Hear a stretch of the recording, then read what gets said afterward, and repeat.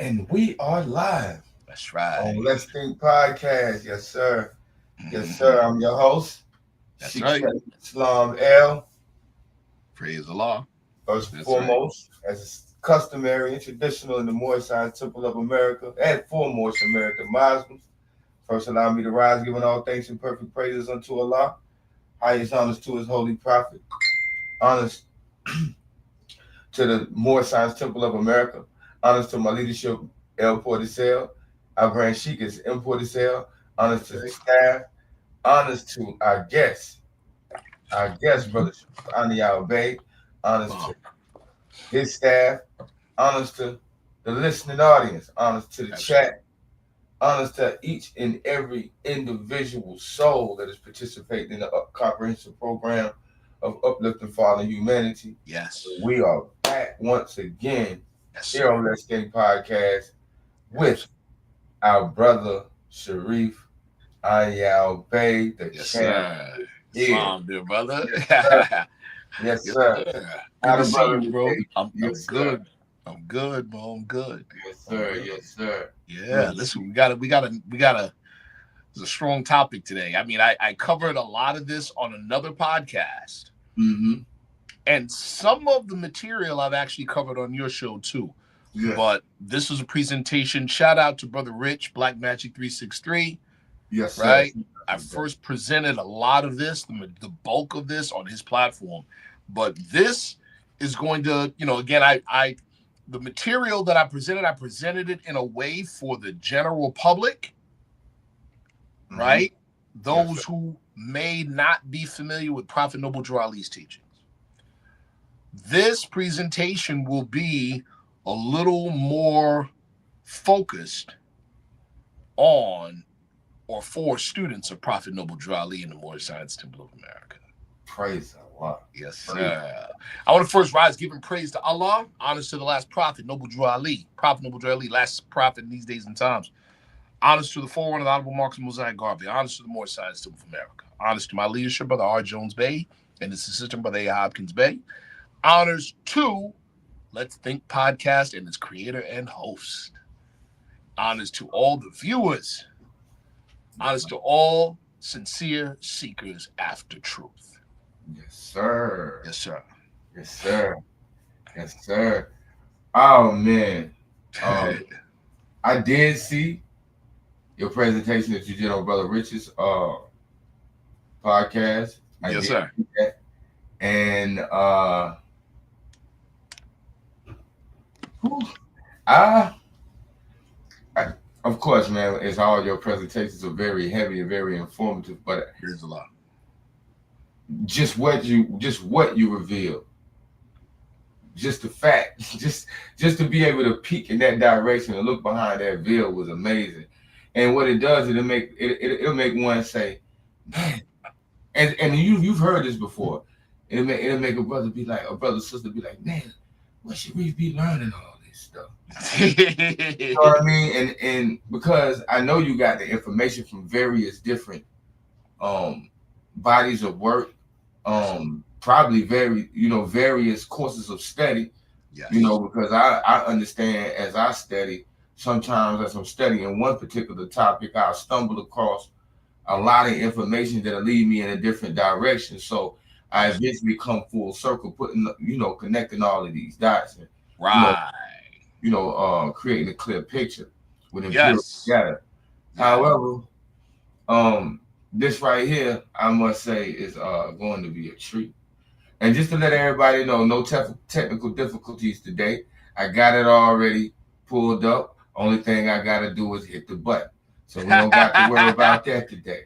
That's Yes, sir. right. I came in very prepared. Um, also, remember, also, also You there? remember, um, also remember, chat, remember, hit the like button on your way in. Please hit the like button and place us in the algorithm so we continue to get these messages across the cyberspace. Right. Um, Super chat your questions. If you have questions, super chat your questions so I can see them. Yep. Bring them up on the screen. Um, comment, share on your social media. We appreciate it. Right. The Cash App, Muslim like Cash App merch is in the chat. Brother Sharif Anael-Bey's Cash App is in the chat. If you decide to feel generous to want to donate, please do. And yes, sir. Hold on, let me see who we got in here first right now who done commented already. We got Awareness Daily. Peace to the gods. Peace, peace, peace, Lord. Asiatic Soldier. Shalom, shalom, shalom, bro. Rising Realms. Peace, Muslim. Peace. All right. Brother Jonte Gibbs L. Grand Governor of the state of Maryland. Islam. Yes, Islam. you know, that's a serious brother, man. Very good brother. That's a serious brother too. I highly respect his disposition. Absolutely. I love the sincerity that I feel in his presentation online as well as what he posts. So I appreciate you, brother. Honors. Yeah. So I think we're gonna let the brother jump right into the topic because I know he got a nice little ground to cover here. Yes, absolutely. So go ahead, brother. I'm listening. Go ahead. You know, I was gonna say anything. I'm just excited, Mo. I'm excited to jump into this. You know what I mean? Sure. Yes, sir. How that look for you right there? That brother, solid. Look strong. Yes, sir. Look strong. I like it. Right. Absolutely. There we go. And while you're getting ready, I guess I'll share this a couple places. All righty.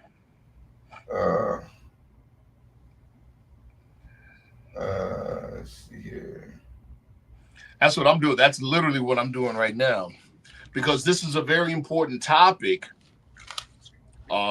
This is something that I've done over 10 years of research on, and I want to say this. I want to, you know, as deep and as spectacular sounding as the material will appear, I'm trying to the best of my ability, to present solid, responsible research. Yes, sir. Responsible research, not clickbait stuff, not stuff that's gonna tickle people's, you know, emotions and feelings to gain a personal following. It's not what we're doing. See, it's not what we're doing at all. The material itself is spectacular enough all by itself. But what I want to encourage every viewer to do is to follow up on what's presented and vet it. Put your work in. Please do. Maybe you see something I don't see. See. That way we all win. No big eyes and little U's in this, brother. How does our prophet say it? Communicated to the ignorant for their instruction, communicated to the wise for thine own improvement. I want to get a lesson too. How about that? Yes, sir. Yeah, I want to get a lesson too. You may see something I don't see. You may correct an error. That's happened before to me. Praise the Lord for that. Yes, sir. Yeah, you may correct an error I've made. And that's a blessing to be corrected. Of course, it's a blessing to be corrected. Absolutely. But we know we come from we're living in the not come from. We're living in the era right now where people being corrected. A lot of people take that as instead of constructive criticism, they take it as an attack. Yes, sir. They take it as a personal attack. Yes, sir. You know what Brother Marcus Garvey said about that regarding our people? He said the proclivity of the Negro is to disobey orders coming from himself. Whew. We allow every other group of people to check us except ourselves. And it's a badge of self-hate, is what it is. That's exactly what that is. That's exactly what that is. And that's and what we say in the Moorish Science Temple of America, that's a lack of race pride. Lack of race pride, brother.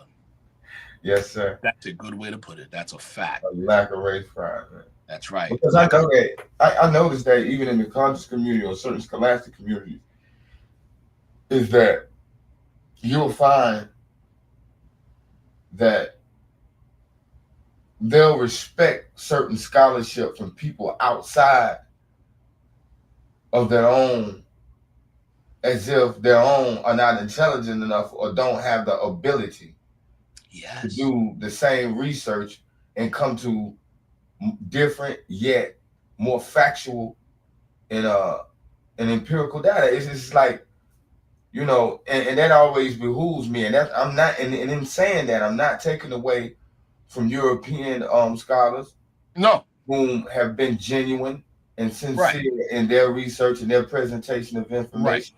Right.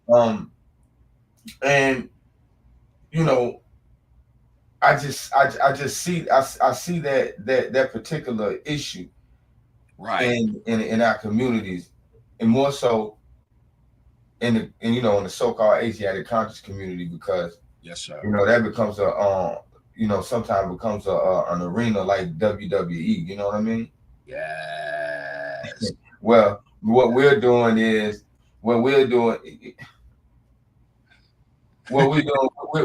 having a chest beating contest. Right, brother, and brother, we're striving not to engage in such nonsense. You know what I mean? Yes, sir. Yes, Prophet Drew Ali instructed us to extend the learning and truth of the great prophet of Ali in America. In other words, he said he laid the foundation, put some work in. Yes, sir. Build on the foundation. Yes, sir. You know, yes, sir. Build on the foundation. And and we do have brothers and sisters out here doing just that. You know, right. And doing a good job at it. And I like to say this. Yes, sir. It's not always what you say, it's how you say it. That's a fact. You can have some very controversial information. Yes. That could possibly ruffle the feathers of many people. Right. But presentation is key. Exactly. Presentation is key. It's a way to present information. Yes. It's a way to bring up a dialogue. It's a way to engage people in a conversation that you would feel to be productive and useful. You see what I'm saying? Yes. And that's an art that I think is missing. Is missing from a lot of our peers. It's just that, the ability to bring up topics and discussions that would be considered sensitive, yet, have the ability to convey them and then, have a productive and constructive dialogue. There you go, brother. You know what I'm saying? And we can always do that. You know what I'm saying? We can. Brother. See, that's one of the biggest parts of what we could call Moorish science. It's the proper handling of people. Right. It's relationships. It's how you interact with your brothers and sisters. And that should be a reflection of how you see yourself. Because let's be real. How you interact with the people around you is a reflection of how you see yourself. So if there's constantly controversy around you, you know what I'm saying? Stirring up stuff or whatever, okay. We come to Allah through ceremonies and forms. You want me to know what's going on the inside? I'm watching what's going on in the outside. You know what I mean? Yeah, I'm watching what's going on the outside. If it's always controversy, always the pot's always getting stirred, you already know what you're dealing with. You know what you're dealing with. Islam means peace. Mathematically speaking, it means oneness, unity. It means the resolving of or the resolution of opposites. That's what it means. And so to think Islamically is to always look for the commonality,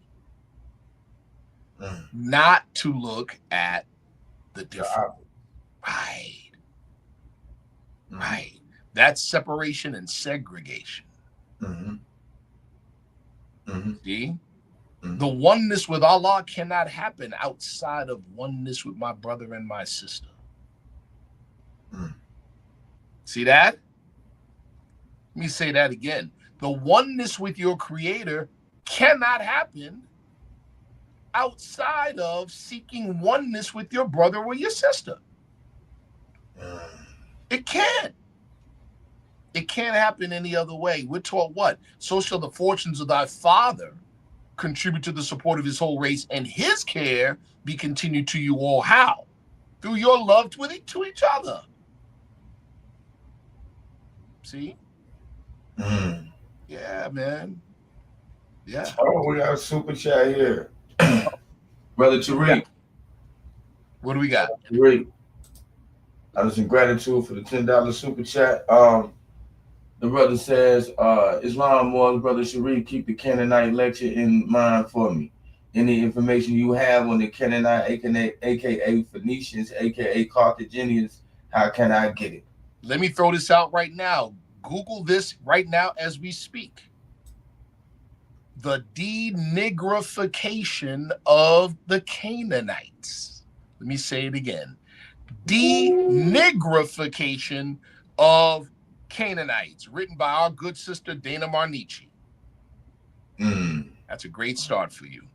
Oh, bro, that's she's powerful. Did you hear me? Listen, brother, trust me. If you're looking for scholarship on that particular topic, she's right. She is arguably the foremost authority in the world on this topic. That's right. Brother Michael Bay said that's your trademark, brother. We are live. Yes, sir. High Society of High Sciences, like the feds. Honest and gratitude, beloved. Praise the Lord. Let's see what else. Islam, Brother Vash Bay. Islam, Brother Nicholas Bryan Bay. Islam.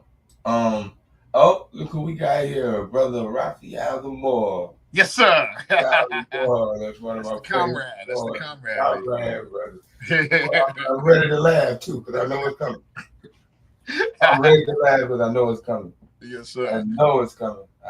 Brother Raphael, it's on the way, Mo. He knows what I'm talking about. Yeah. On the way. Hey, listen. Hey, before we even get into this, let me say right now. I need mine. Gotcha. Because I know you, oh man, and brother, I know you don't even keep it like that. You don't even keep it. It just goes straight out the window. Right. I know it's brother. I can't keep it. That's a promise. Everybody, right now, I don't know. He may have a shipment in right now. Right? I got a few left. I gotta make another shipment. All right, I gotta grab another shipment. So grab another shipment. Yeah. This Cash App is right in the chat. Or just if you need to place an order, text ORMUS, text ORMUS to this phone number, 315-552-1638. That's 315-552-1638. Okay, text. I'll put it in the chat. Yes, sir. Text ORMUS, ORMUS. Put it in. And as a point of information, I'm glad you brought this up, dear brother. Listen, people, and you're going to hear about this in the presentation in more detail. Do not confuse, because there's some products out there that are doing this, and this is not to hate on anybody, but it is to be responsible, right? To lie, he's afraid. That's what our prophet teaches us, right? So here we go. Do not confuse monoatomic with colloidal. They are not the same. Okay. ORMIS. ORMUS. US. Yes, All right. sir. ORMUS. So the colloidal and monoatomic are not the same. So you have some people that are selling or what they call an ORMUS product, but it's colloidal gold, not ORMUS. We're going to talk about what ORMUS actually means, people. It's an acronym. Okay. It's not a word. What's the number, brother? 315. Yes, sir. 552. 552. 1638. 1638. Go ahead, brother. All right. Yes. ORMUS is an acronym, but let's talk about this difference between monoatomic and colloidal. You've got colloidal products, colloidal silver, colloidal gold. When it comes to immunity and protection of your immune system and bolstering the immune system, very few things can beat colloidal silver. You hear what I'm telling you, people? Very few things can beat colloidal silver. Why? Because silver creates a bacteria and a microbe-free environment. That's what it does. This is the science behind old days, why they used to throw silver coins in wells. Whew. Right. Whew. See? The reason why they threw it in, run that back? This is one of the reasons why in the old days they would throw silver coins in water wells or water sources. Man. Silver creates a bacteria-free environment, people. Colloidal silver, why is it called a colloid?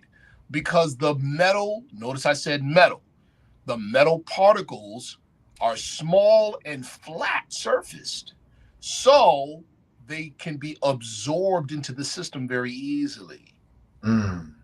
Okay? And when you have a good colloidal silver product, the particles are very flat and very small, so small that you can get a decent amount of absorption with less metal. So you don't run the risk of heavy metal poisoning. Right. See? All right. Now, what's the difference between colloidal and monoatomic? Here we go. To put it simply, colloidal gold or colloidal silver or colloidal copper is still a metal.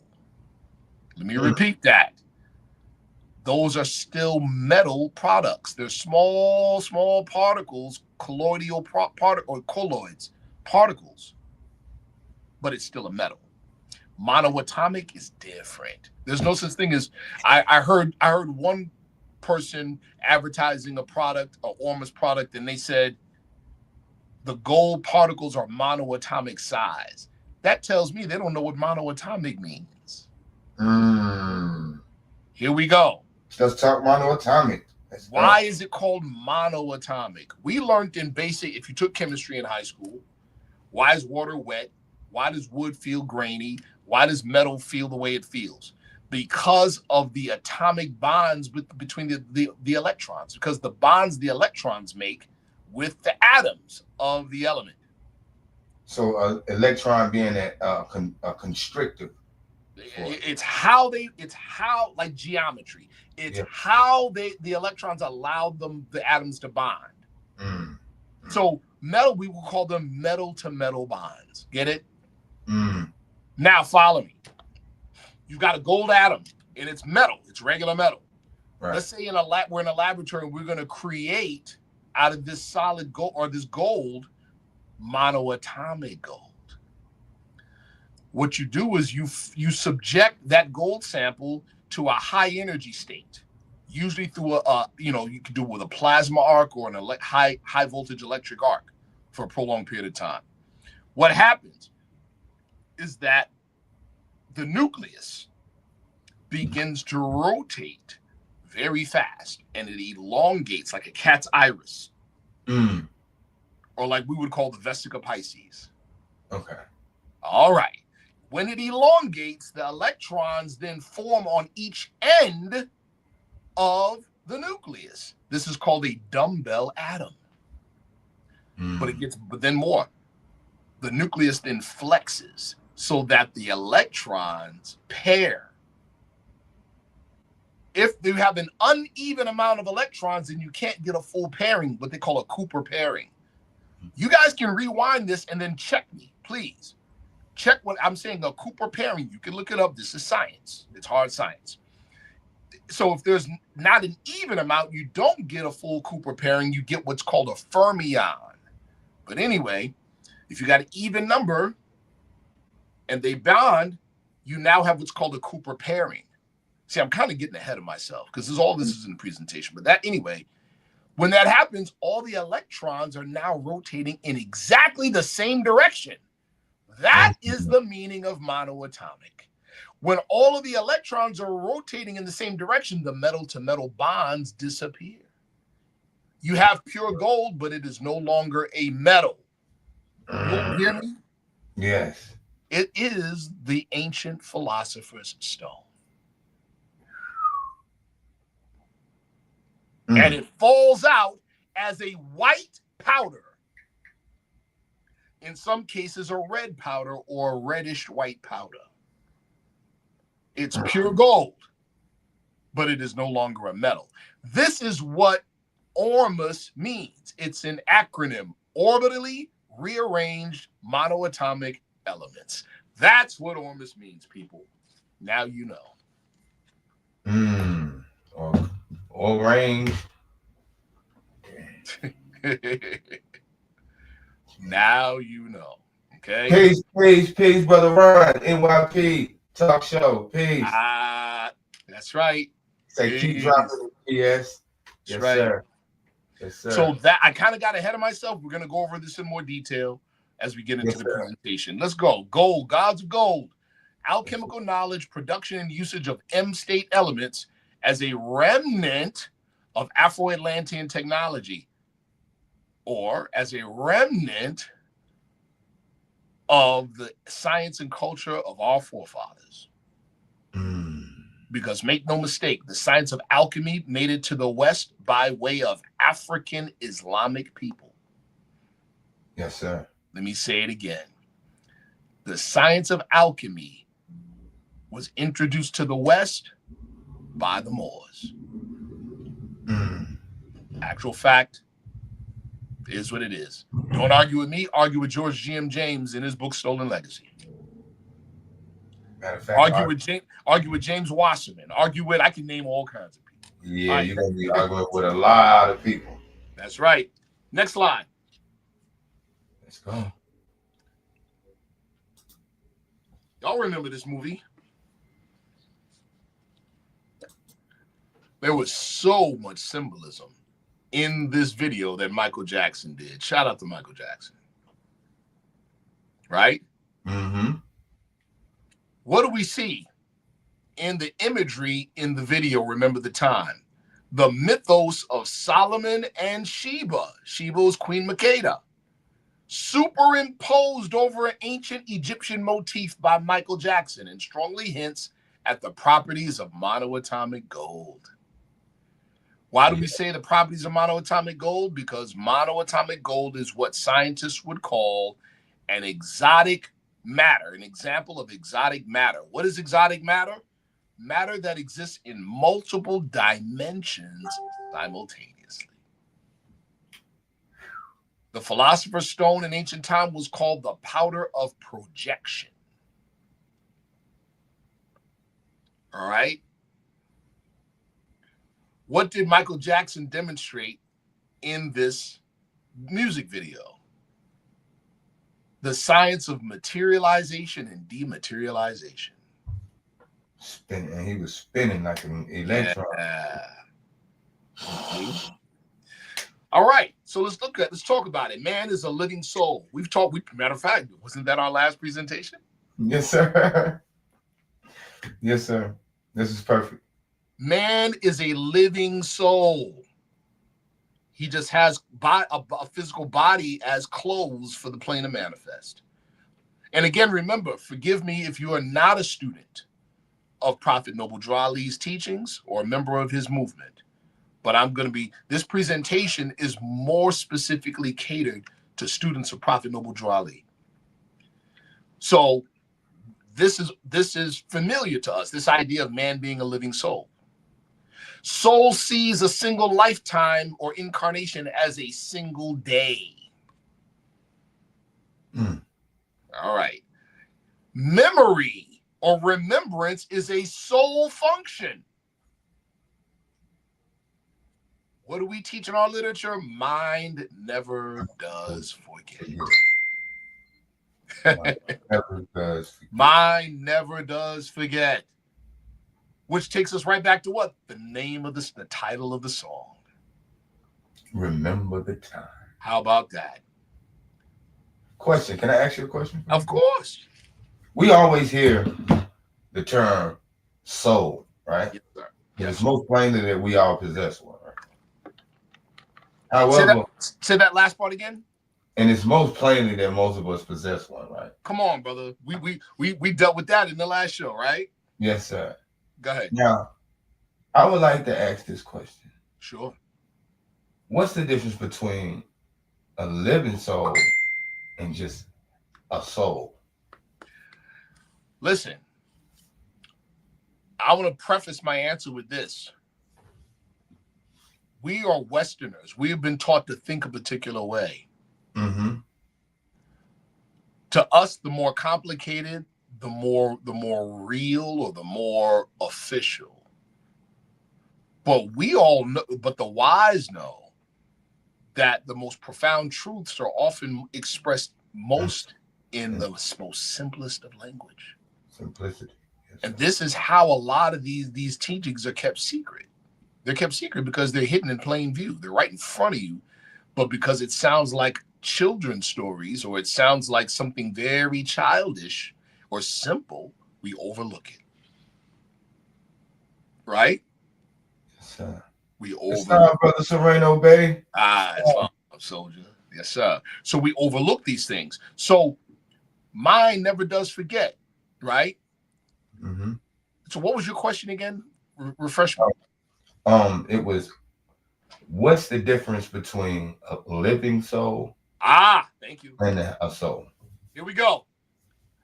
So Prophet Drew Ali teaches, this is how he teaches us, right? Man, in his truest essence, the core of man is spirit, not soul.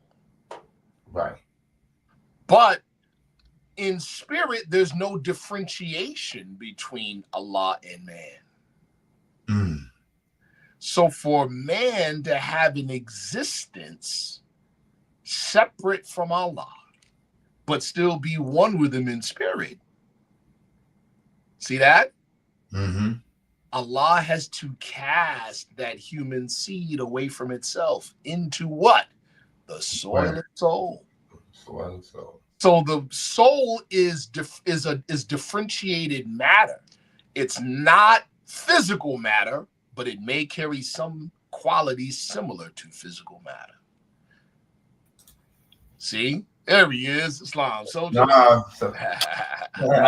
Wow. Good to see you, brother. What's going on, brothers? How y'all doing? Good, brother, man. So that seed is cast into where? An environment. This environment we call the plane of soul.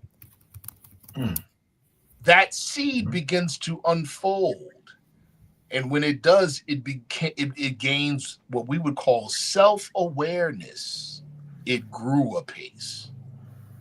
And man became a living soul. So the difference between soul and living soul is that soul by itself is just virgin matter at a higher vibration. A living soul is that's a portion of that soul infused with spirit. See? Yes, sir. There we go. Infused with spirit. Cool. So now memory, again, like I said, memory is a soul function. Right? Jesus teaches us that, or prophet teaches us that through the story of Jesus' conversation with Barata Rabel. Right? He asked Barata Rabel, Tell me, enlightened or able, do you remember when you were ape or bird or worm? See, he said, backwards through the ages, masterminds can trace themselves, and thus they know. In other words, Barata Rabo was listening to what he was told from the outside in, and Jesus was letting him know your point of reference is wrong. You have to go from the inside out. Go ahead, brother. What's your question? I'm writing this down. Oh, gotcha. It's oh man. This is a show topic. Yes, sir. Got it. Yes, sir. So, mythos provides access to information from previous lifetimes. Let me repeat that and then explain it. Mythos provides access to information from previous lifetimes. Remember in our last presentation we did on the soul of man, right? Soul functions. We talked about archetypal psychology. The study of archetypes and patterns. And what are these archetypes and patterns? They are primordial patterns inside the deepest parts of the human psyche. Human soul. There are things in your mind that are not of your making in this incarnation. See? Okay. This is, this is why, for instance, the story of Jesus has so much magnetic attraction and pull on humanity, no matter where they are. Because the story touches on an archetype deep in our psyche. And what is that archetype? What is that psychological geometry that it touches on? What happens after you leave this physical flesh? See that? What happens after you leave this flesh? That's the most sought out. That's the most sought after answer in this age. Because what do we talk? Oh, what did listen? What did the Hierophant say? And he told me the problem of the age has been solved. And then Brother R. Jones Bay, Grand Sheik and Moderator of the Moorish Science Temple of America Incorporated. That's my leader. That's who I listen to. That's who I get lessons from. He said this to me one day about this very topic. He said, what does that mean? The problem of the age has been solved. He said, for me, talking about himself, it means that Jesus demonstrated that it's a myth. He uncovered the myth, or he demystified the myth that no one comes back to tell you what's on the other side.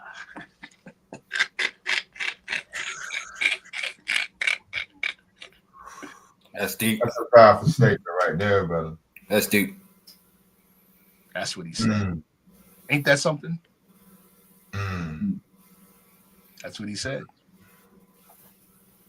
Oh, I get my lessons too. I'm not self-taught. Yes, sir. I gotta say that for people. You know what I'm saying? Yes, this sir. is easy YouTube. Yes, sir.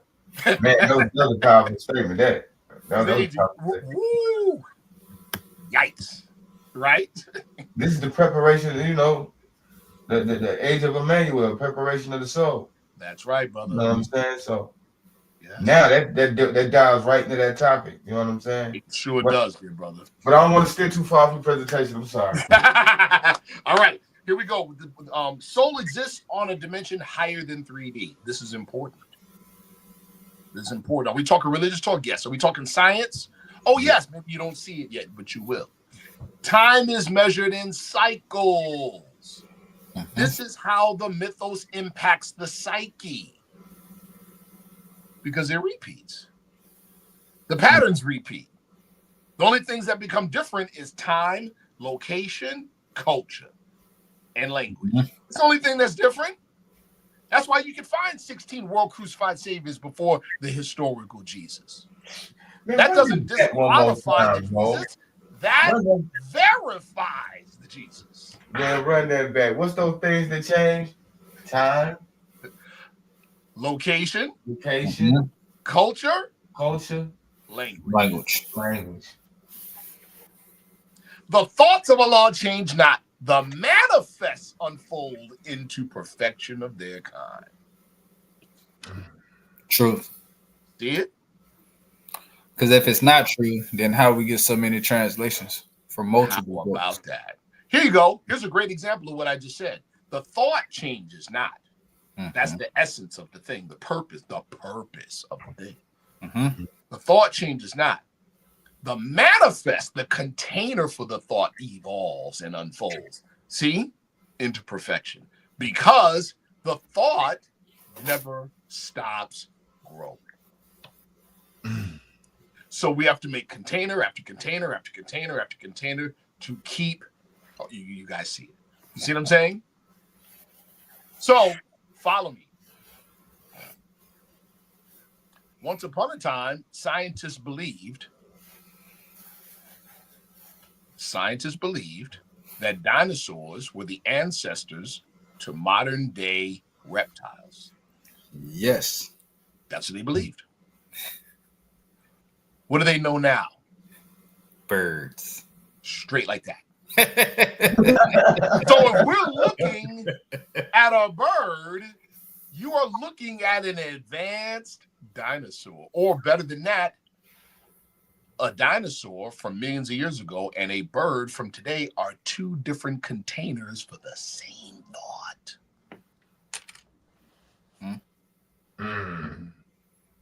You get it now? And let me say, and I don't know what that means. Like to unfold into perfection of the kinds mean to make itself suitable for the conditions that it exists in, right? Brother, what did Jesus do when he was explaining this to Monoatomiic in chapter 11 of the Holy Koran of the Moorish Science Symbol of America? He was correcting him on what real evolution is. That's exactly what he was correcting him on. He was correcting him on evolution itself. What did he say? Do you remember Enlightened Arabo?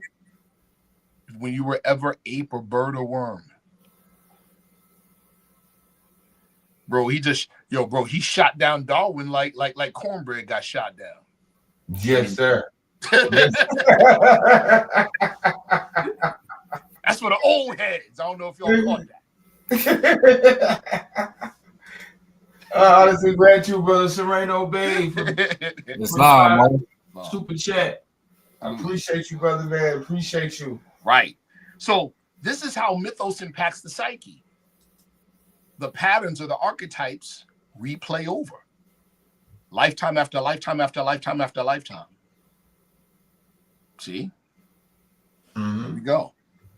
Prophecy can be achieved by perception of the patterns in cyclical time. If you know the pattern, you can predict the outcome very accurately. Am I right? Yes, sir. You already know the end of the thing. Stick my hand in that fire. You know what's going to happen. See what I'm saying? A roast. Right. Yes, Man is a living soul. The soul plane, which is 4D and higher, is man's native realm, man's native plane. Man as a living soul is an ultra-terrestrial. Y'all catch that? Off-world. That's right. That's right. That's right. That means if man existed on the soul plane and then came down to the plane of manifest, that means man was here before the planet. Next slide. Ooh. See? Ooh. Hey, Bro, what he just said at the end, yes. It just like, bro, that just shattered the way you even. Wow. And that's the point. To create my Right. And that's the see, We don't have to come up with spectacular, wild stuff that people go, woo, and for shock value. The truth is shocking enough. What they say, truth is stranger than fiction. I'm telling you, the truth is shocking enough. We don't got to say the most exciting thing to get people go, woo. We ain't got to do that. Just tell the truth to the best of our ability. Yes. So y'all remember this? I love this show. Dune. I love the remakes of Dune. Powerful movies. You already know. Powerful movies. What is central to Dune? This substance called spice. Mm-hmm. What do they say about spice? The most valuable substance in the universe. They say spice folds space and spice expands consciousness. Literally, what Hal Puthoff, look him up, Puthoff is his last name, what Hal Puthoff and other quantum physicists say that monoatomic gold does. Folds space and expands consciousness. Literally what monoatomic or exotic matter does. Hal Puthoff back in the 90s wrote a paper where he talked about the need for exotic matter to create the Star Trek type warp drive, where the ship itself does not travel through space. The ship folds space so that space moves instead of the ship moving through it. And that's exactly what these little circular planes are doing. That's why they can go from 0 to like thousands of miles an hour, stop on a dime, and make 80 and 90 directional turns that would normally turn you, not just kill you, turn you into jelly on the inside. Factual. Why does that not happen? Because, listen close, the ship isn't moving in space. The ship is moving space around it.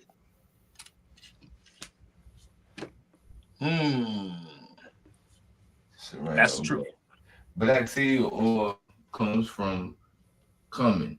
Cumin is a spice. I don't know if this relates, but Prophet Muhammad spoke about the black seed. It doesn't relate. That's a good point. It doesn't relate. Black seed oil, right? And black seed. Prophet Muhammad is reported to have said that it'll cure you of anything you weren't born with. Yes, sir. Yeah, black seed. Yeah, black seed. Very good. Very natural. And it wasn't a report that our prophet said the same thing about his remedies. That's a fact. That's a fact. And that definitely has a spice to it. Yes. Yes. So in this movie, in the movie Dune, there were a whole bunch of other themes that were really interesting. They're right there, right? Mm-hmm. Islamic messianic themes. One, there was the challenge to imperialism. We're living through that right now, if you're paying attention. Mm-hmm. The person they called the Lisan al-Ghaib, which is literally means tongue of the unseen, a reference to the Messiah. They also use the term Mahdi. Mm-hmm.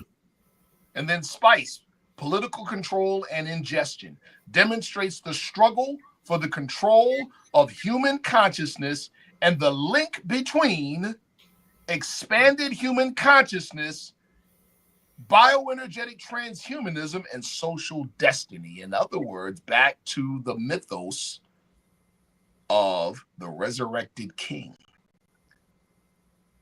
The mythos of the resurrected king is the pathway to the next stage in human evolution, which is why the story of Jesus is so powerful.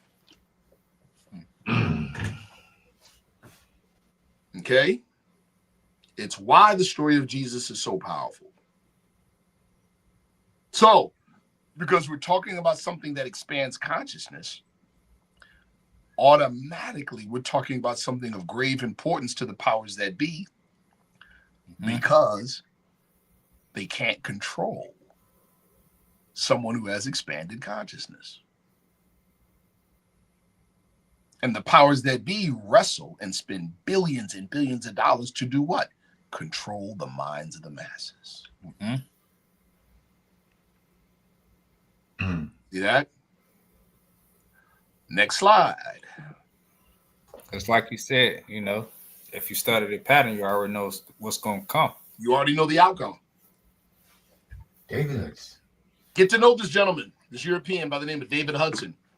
David Hudson was born into money. David Hudson's a cotton farmer in Arizona. David Hudson experimented with caustic chemicals to improve the soil productivity that he had in Arizona. He discovered accidentally that the soil was very rich in naturally occurring monoatomic gold.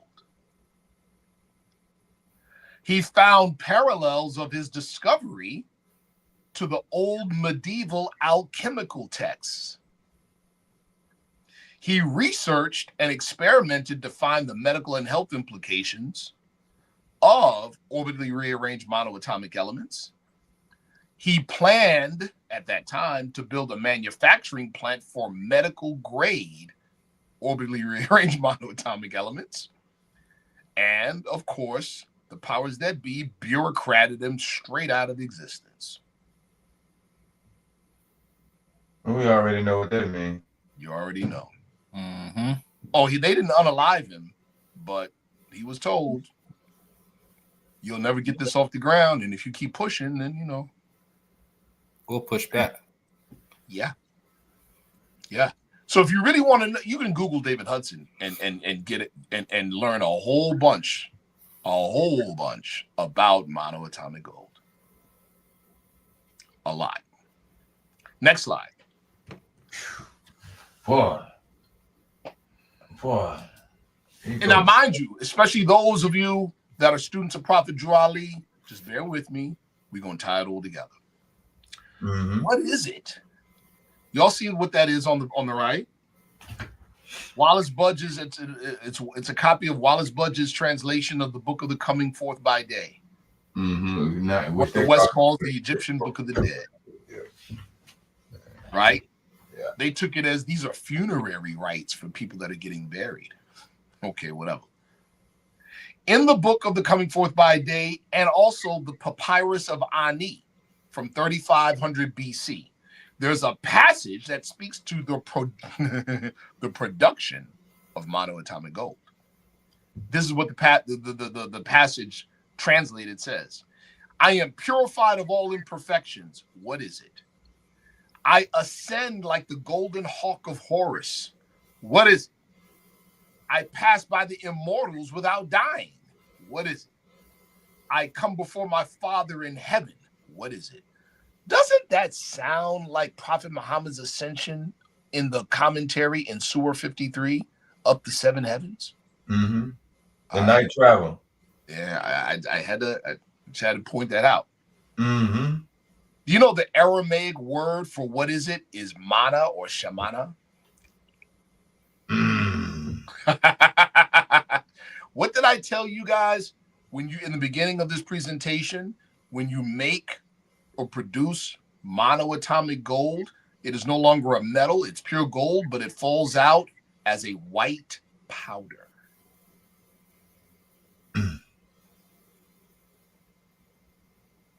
Right.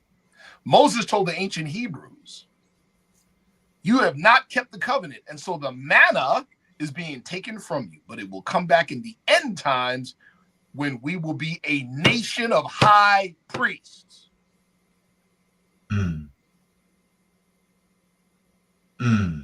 Next slide. What is it? Right. Yeah, we've had to find out what it is. Sir Flinders Petrie's expedition to Serabat al-Khatim. So Sir Flinders Petrie in 1905, I believe it was, yeah. Sir Flinders Petrie was like the real life Indiana Jones. Okay. He discovered an Egyptian-style temple dedicated to the goddess Hathor, first established during the Middle Kingdom. He discovered it in 1905, but this temple was in operation from 1971 BC to 1926 BC. He finds numerous hieroglyphic references to Mefkizit, Shemana, stone, or bread, indicated by a triangle-shaped symbol. He also finds... Whoa. Yeah, hold on, listen close. Good up. What were you going to say? What were you going to say, brother? I can't say what I was going to say, but go ahead. All right, no doubt, no doubt. Also, he found huge vases and vats of what he initially thought was a fine white ash. This was not ash and was much later determined to be monoatomic gold. In other words, this temple on Mount Serabit al-Qadim, which was the ancient Mount Horeb in the book of Exodus, this temple was a manufacturing plant for white powder gold. This powdered gold was and is the physical philosopher's stone. This temple was literally a manufacturing plant for this powdered gold, the biblical manna. The high priest of this temple during the 18th dynasty was entitled in the Aramaic El Shaddai, Lord of the mountain. That was the biblical Lord of the burning bush that Moses met on that mountain. Well, the apocryphal biblical book of Jasher identifies El Shaddai as none other than Moses's father-in-law, Lord Jethro. According to Lawrence Gardner, he described him as the Midian sheik from the plains of Moab. Midian. I mean, that's Midian, yeah, that's almost, that's all what called modern day Ethiopia or something, man. Now watch this, people. There's a word, a Semitic word, right, that's translated to mean worship. The word is called avod. It translates to mean worship. But it actually means work, as in to experiment. Thus, a temple is a laboratory or workshop, and the priesthood are scientists.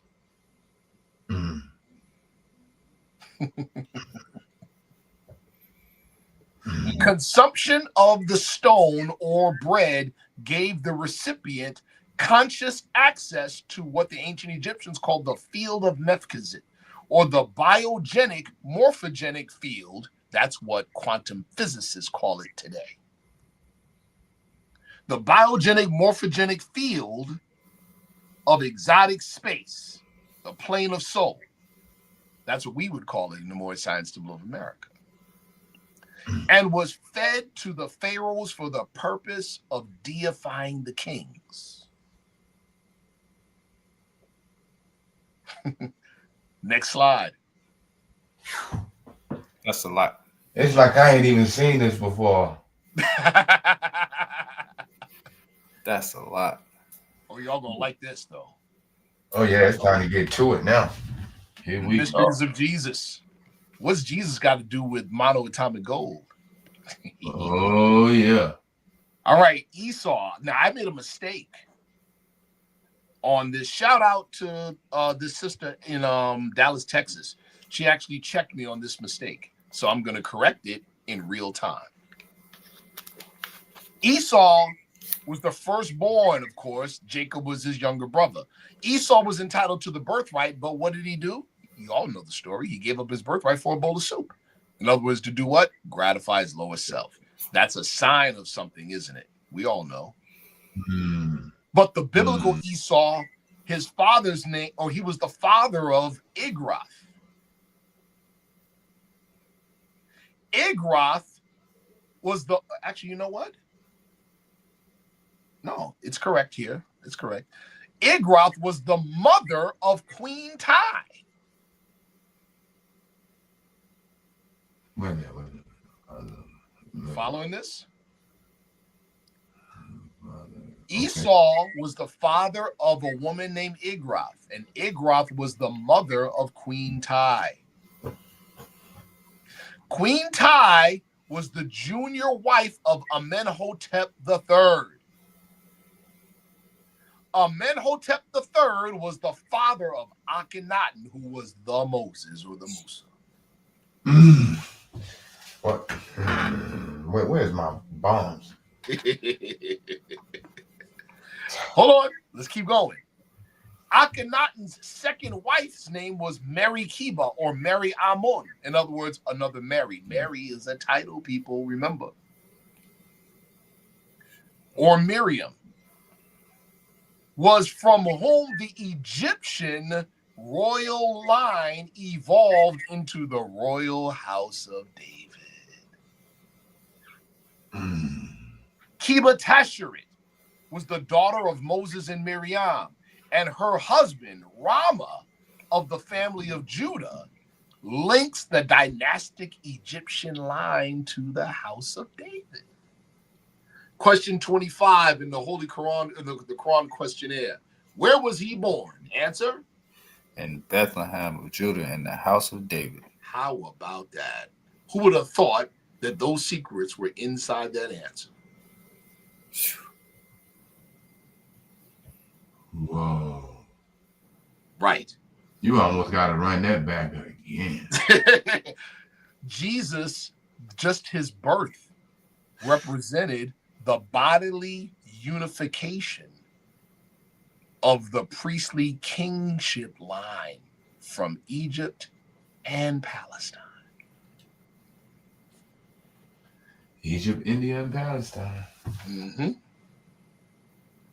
Next slide. Boy, this Yes, sir. Yes, sir. that's deep. The Essenes. Uh-oh. What y'all know about the Essenes? The third religious political power in Roman-occupied Palestine. See, in the Bible, it only talks about two parties, right? The Pharisees and the Sadducees. Doesn't talk about the Essenes. Well, at least not openly. At least not They openly. definitely don't. They have to then you know, just to have that conversation out in the open, man. That's breadcrumbs to lead you somewhere. Right. The order that the historical Jesus was a member of, the Essenes, they were located in the Qumran area, and they were a semi-nomadic community. They were the watchers and caretakers of and for the Davidic messianic lineage. Watchers and the caretakers of. What would we call them in our literature as Moorish American Muslim students of Prophet Noble Drew Ali? Angels. Or the Royal Council, the Silent Brotherhood. Okay. They were the repository of the ancient and esoteric truths and spiritual technology of pre-Adamite era of time. Pre-Adamite. Ugh. Outer order. They were the outer order and the access point to the Silent Brotherhood, the gateway. Because of that, that afforded Jesus what? Access to other outer orders. Where? India, Egypt,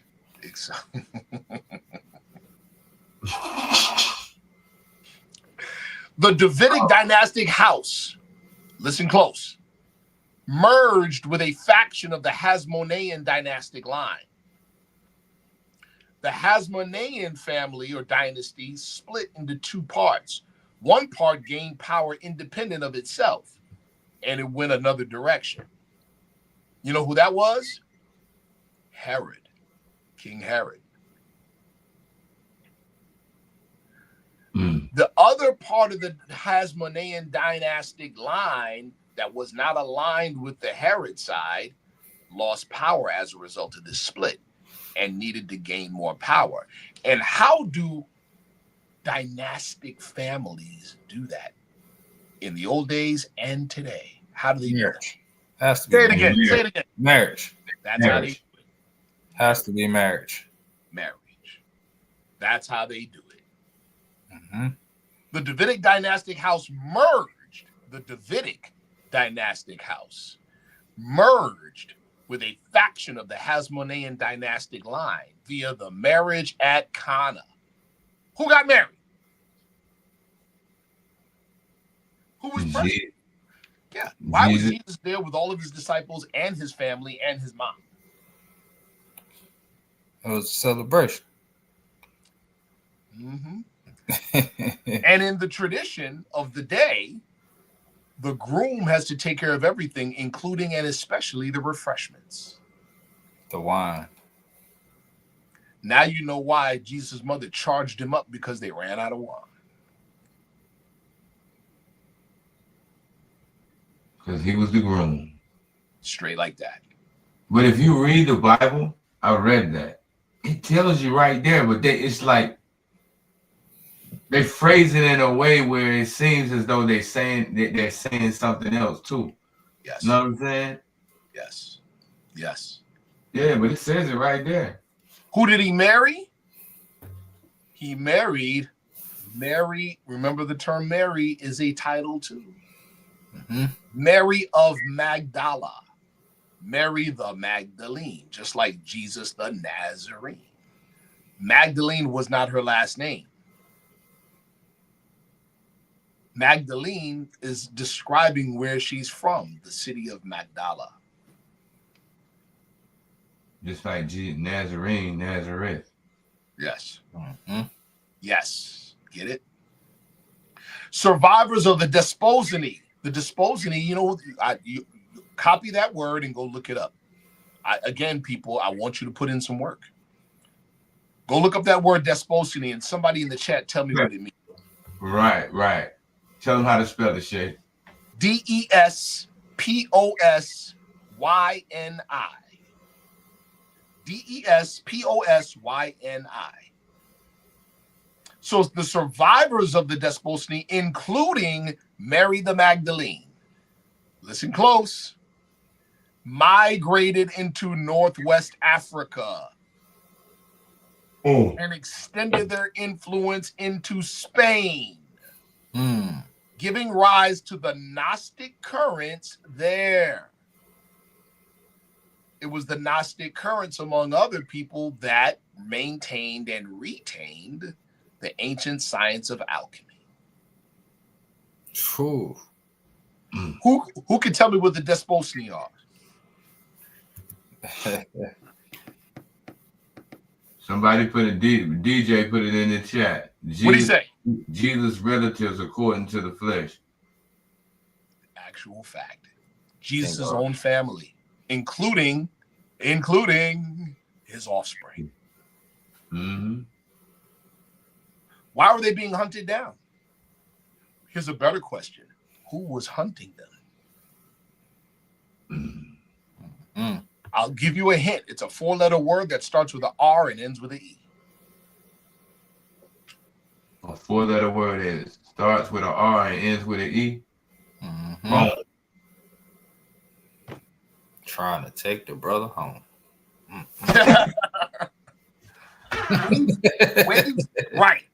Waves of Egyptian migrations over millennia into Northwest Africa transmitted the ancient Afro-Atlantean spiritual technology there and into Europe or Spain, and was taught in the Moorish universities such as Cordova and Seville from the 8th century to the end of the 15th century. The expulsion of the Moors from Spain coincides with the beginnings of the African and transatlantic slave trade. Oh, you never thought that the Moors are the direct descendants of the historical Jesus and are what? In many respects, the Desposiny? Boom. Right. George G.M. James in his book Stolen Legacy, and likely he died for saying this, the Moors are the custodians of the ancient Egyptian mysteries. I don't think they caught that last part. I don't think a lot of people caught that. Run it back. Let's run it back. Please run that back, because I don't think they caught what you said. Like the Desposiny are the descendants of Jesus. Rome, as early as the late 1st century AD, were hunting them down. And then what? Why were they hunting them down? Because Rome, as we already know, according to the prophet's teaching in chapter 46, the beginning of Christianity began what? Or the origin of Christianity began where? In Rome. So if you're gonna flip and bounce or chop and screw a story, you first have to gain control of the real narrative. Or you have to eliminate anybody who knows it, don't you? There's your answer. Now, would that go along with chapter 47 too? I know a brother had put it in the chat as well, but Instruction 6: the Moabites from the land of Moab, who received permission from the Pharaoh's Egypt to settle and inhabit. Right, they're the founders and are the true possessors of the present Moroccan Empire, with their Canaanite, Hittite, and Amorite brethren who sojourn from the land of Canaan, seeking new homes. How about that? That's speaking to on this slide the waves of migrations from east to west. See, and those migrations, series of migrations through Egypt and from Egypt further west. What did our prophet teach us? In later years, they formed themselves kingdoms. So that meant this ancient Egyptian knowledge traveled from east to west and found its way into Europe by way of our forefathers.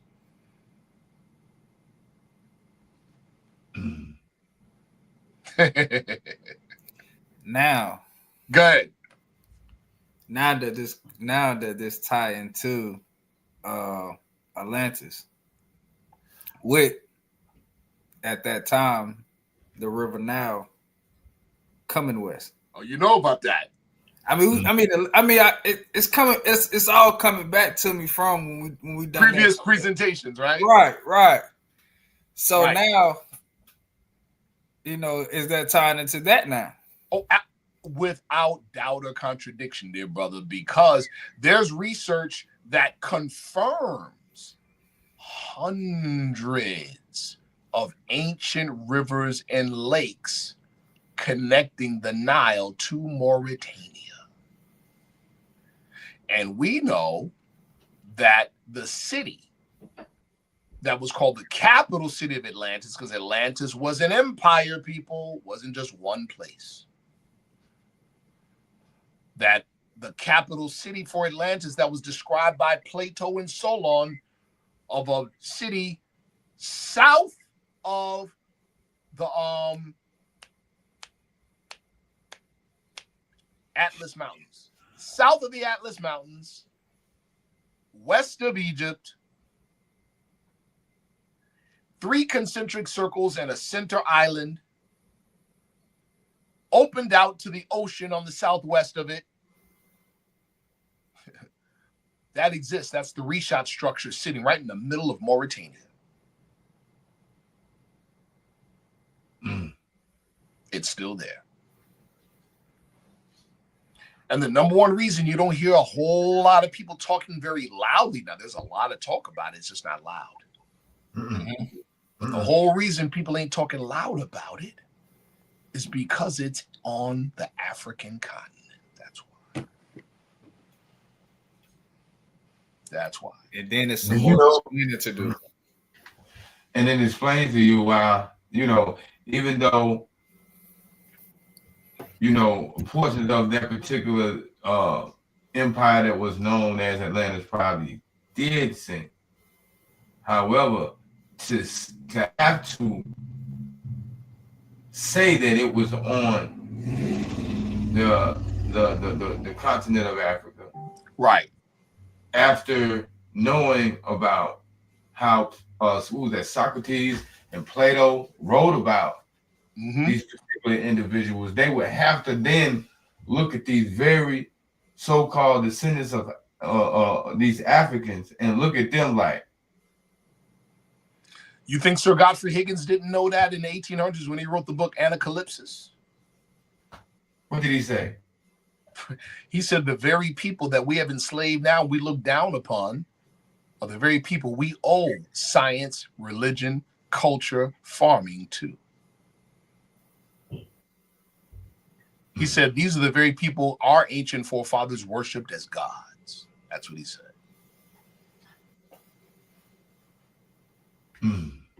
Get the books, people. Anacalypsis 1 and 2, 2 volumes by Sir Godfrey Higgins. I heard about his works too. Get Albert Churchward's book, Signs and Symbols of Primordial Man. He says it too. I have it. Yes, sir. Yes, sir. And listen, Yes. So this disposity thing, right? Yes. It does, as you did say, it does relate to the offspring of Jesus as well, right? Yes, it does, brother.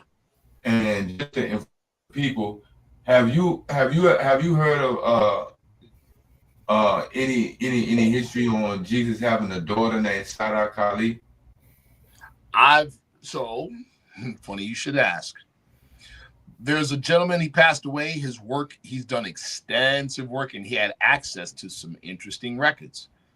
He was the historiographer royale for the Dragon Court of Knights Templar Order. I didn't say Knights Templar Freemasonry. The Knights Templar Order. The actual order.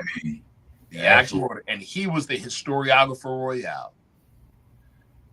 So he had access to their secret records.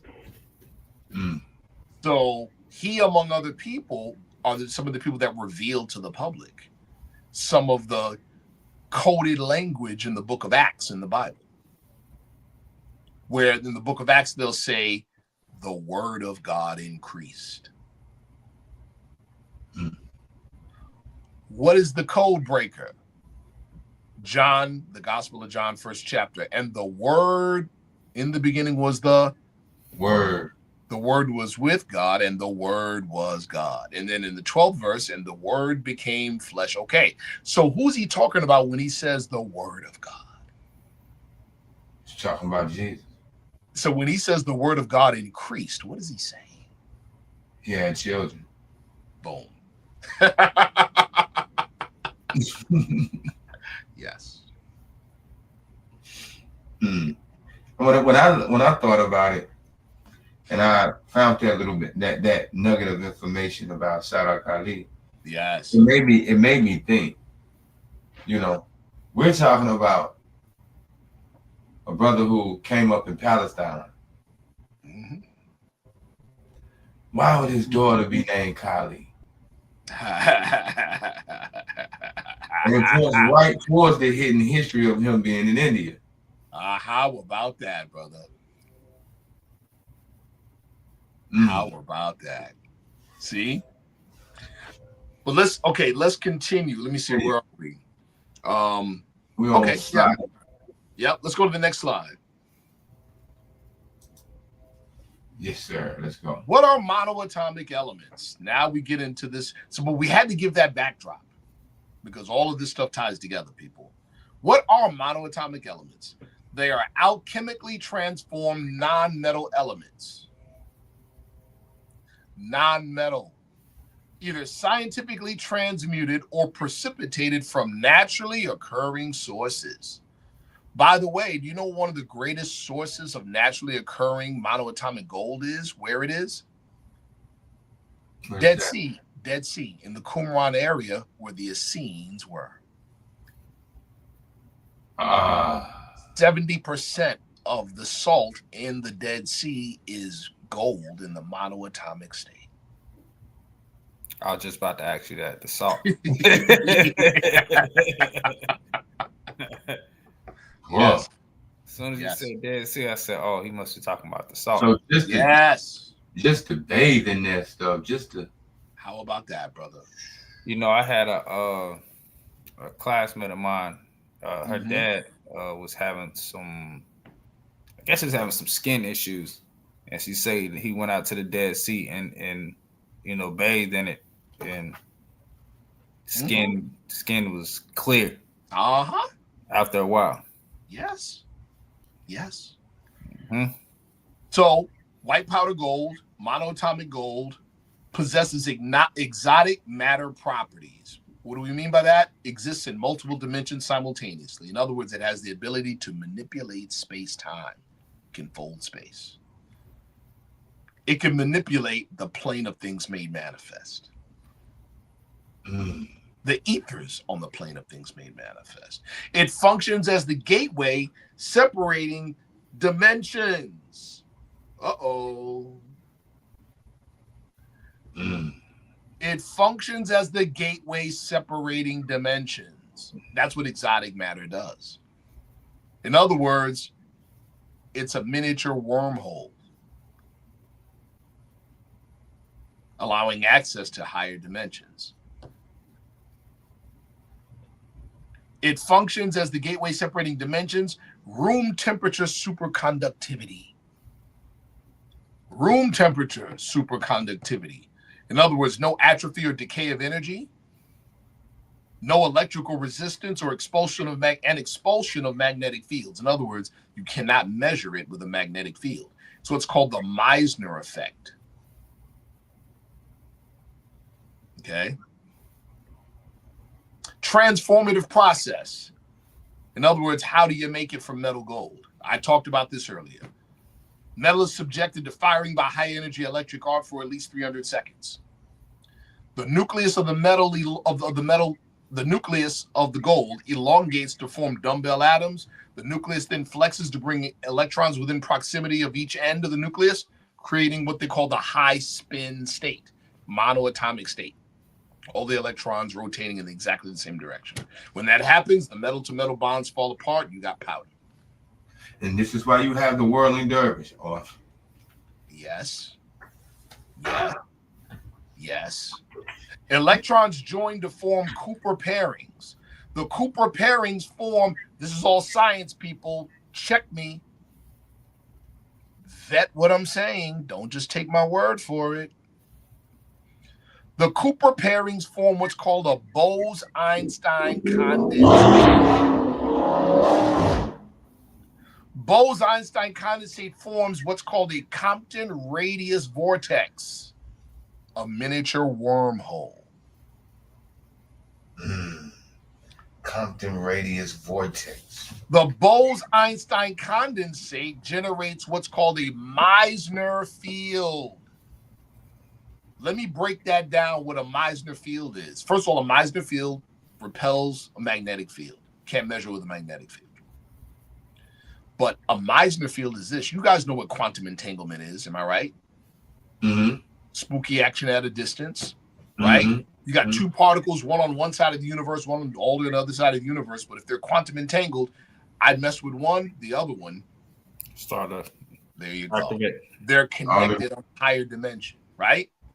All living things about all other living things. Come on, straight like that, brother. You starting to see the parallels, aren't you? Brother, in a Meissner field, anything in a Meissner field is quantum entangled with anything else in a Meissner field anywhere else in the universe.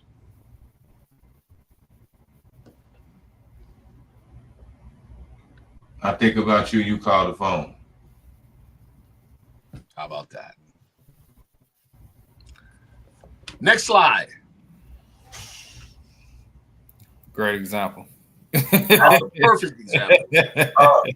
That's also, don't forget to super chat your questions. If you have questions, super chat your questions. So I can get to them. Thank you.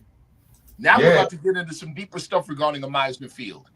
Anything within a Meissner field is quantum entangled with any other thing within any other Meissner field anywhere in the universe. This is called quantum coherent state or spooky action at a distance. It repels magnetic fields, room temperature conductivity, straddles dimensions. One of the things they found out when they would transform metal gold into monoatomic gold, 4/9 of its weight would no longer exist in 3 dimensions. What does that mean? We see it on the cover of the questionnaire, where Prophet Drew Ali has 1 foot on the land and 1 foot on the water. Straddling dimensions. He stands in the gate. Right. Carrying the soul. Physical. Physical scaffolding, this is where it gets deep. It provides, or an exotic matter provides physical scaffolding for consciousness and biologic information communication. What in the world does that mean? That's a whole bunch of big words. Here it is, people. At the higher dimension, what you have is the blueprint for how things operate on the physical dimension. In other words, how do we say it? How did Prophet Drali say it? And in this slower rhythm, the essences are manifest. Right? Yes, sir. The perfumes, the odors, the true sensation, and the all of love are manifest. What do quantum physicists call that today? The implicate order. David Bohm called it the implicate order. Rupert Sheldrake called it the morphogenic field. And our sister, the late May Wan Ho, called it the biogenic field. In other words, it is the work on the trestle board. It's the plan for how things happen on the plane of manifest. It's the space where all of your tissues, cells, and everything directly get its information from. It's the space from where consciousness is transduced into 3 dimensions. The law governing all events. Law governs all events. Right. Right. Identical in properties to what we call the magical circle, those who practice ritual magic. Because in the magical circle, all things are connected, all things in time and space are connected. That's a Meissner field, people. Also called the field of operations. All right. Excuse me, I just bugged out for a second. Raphael is crazy. What did he say? What Raphael say? Oh man. He say somebody riding a motorcycle in the room. I know what he talking about. He talking about when a car rolled past my house real. Right. You know, my house sit right next to the street, and they be flying up and down this street, bro. And he said somebody was riding a motorcycle in the room. All right, next slide. Anyway, man. Yeah. Oh man, this dude was crazy. Yeah, he's something else. Yeah, brothers, one special brother. Here we go. Human consciousness transduction from higher planes into 3D or the plane of things made manifest. We have high ORMs or monoatomic gold or monoatomic element concentrations in neural tissue and connective tissue. If we took your brain and dried your brain, 5% of it is gold and platinum group metals in the monoatomic state. See, now we're starting to get to we're starting to tie all this together. Orbitally rearranged monoatomic elements facilitate the link between the plane of manifest and the higher planes. Connective tissue information conduction from the biogenic field, in other words, the plane of soul, is thousands of times faster than neural conduction. Follow me. Prior to the discovery of this stuff by modern Western science, they always explain the classical explanation for how information is transduced is my eye sees something, sends a message to my brain, which sends a message to my spine, which sends a message to my hand to do something, right? Well, our sister May Wan Ho was watching a championship table tennis match. And at one point, both players got into the zone. You all seen it before. It's like, and it's going back and forth so fast. Know what hit her? That the information transduction it takes to do exactly what she was watching is thousands of times faster than the classical explanation. In other words, there's no way in the world your eye seeing the ball sends a message to the brain, sends a message to the spine, sends a message to my hand to react. It's not that what was happening between the two players was happening too fast for that, by thousands of times too fast. I see. That is what got her to say, wait a minute, the information has to be transduced another way. And think about it, I've seen Bruce Lee do that with nunchucks. How about Right. that? You see my point? Ping pong table. So, right. So where is the information coming from and how is it getting to the body that fast? It's happening through the naturally occurring monoatomic gold and platinum group elements in your body. They facilitate a wormhole and access to your higher body, your soul body.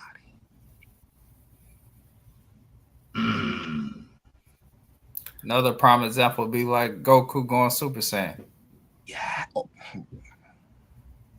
I just thought about that. Okay. So let's go with that for a second. When we see Goku go Super Saiyan, it's the same thing that Jesus did in chapter 19 when he reanimated his carnal flesh and then transmuted it.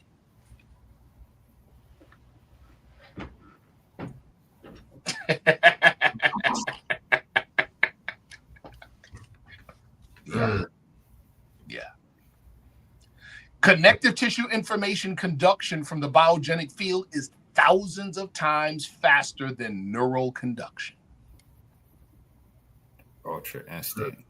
And it happens in the gel sol binary state for information. In other words, listen close. The monoatomic elements that naturally occur in your body are in the connective tissue highway and in the brain and in the spinal cord, right? It's in a liquid gel sol state. And it's in a binary state. You know what binary means? Ones and zeros. Yeah. Information.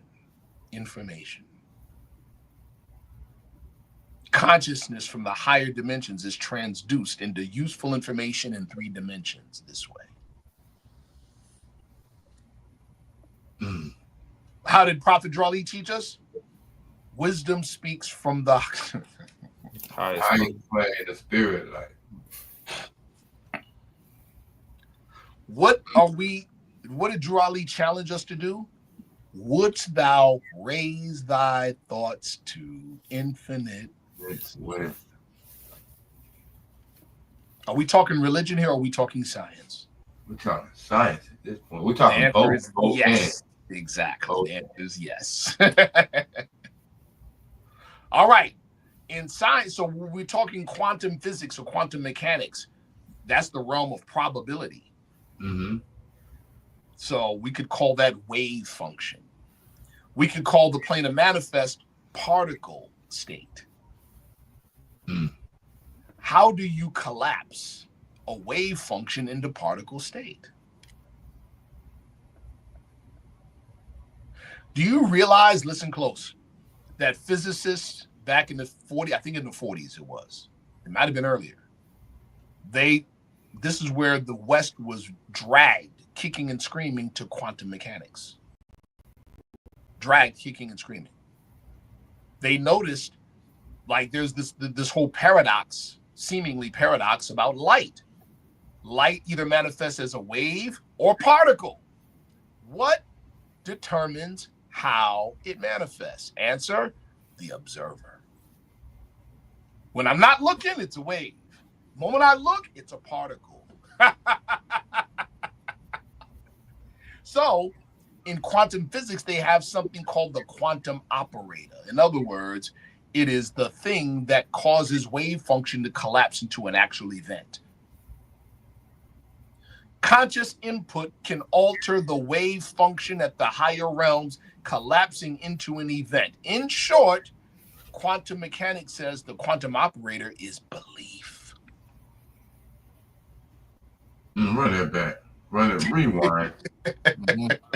Rewind. The people need to hear that again. Rewind. You don't gotta say. Just give us the small. Give us the short version. Oh man, that was powerful.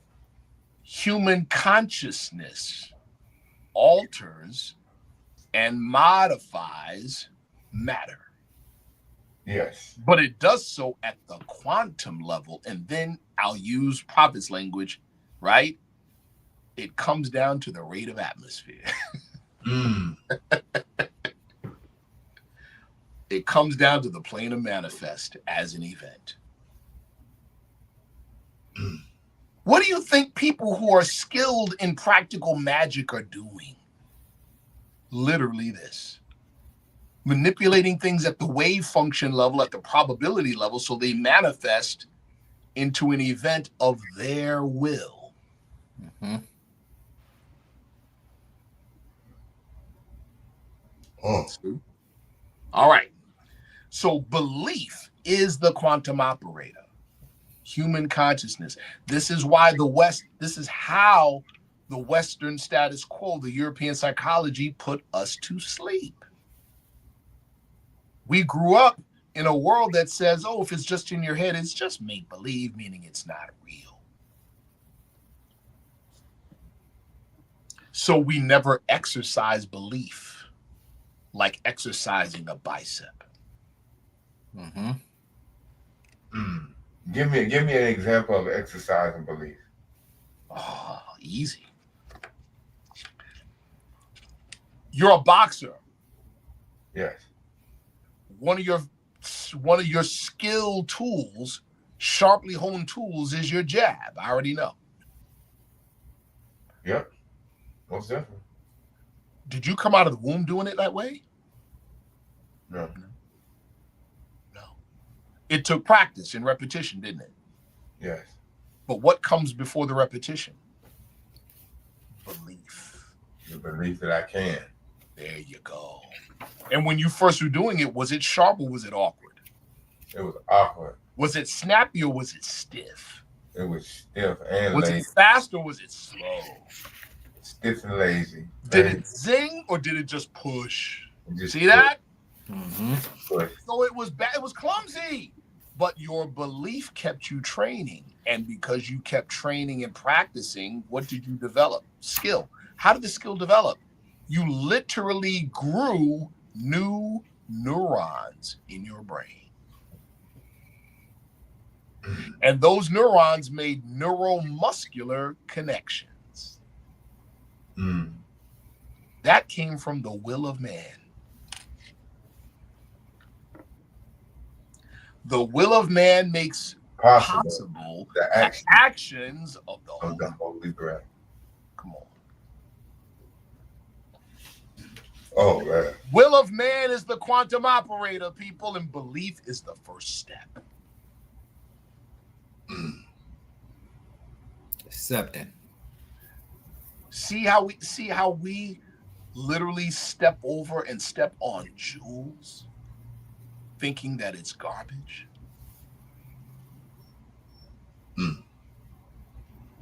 See that? Now, let's be very clear on the difference between a will and a set of wishes.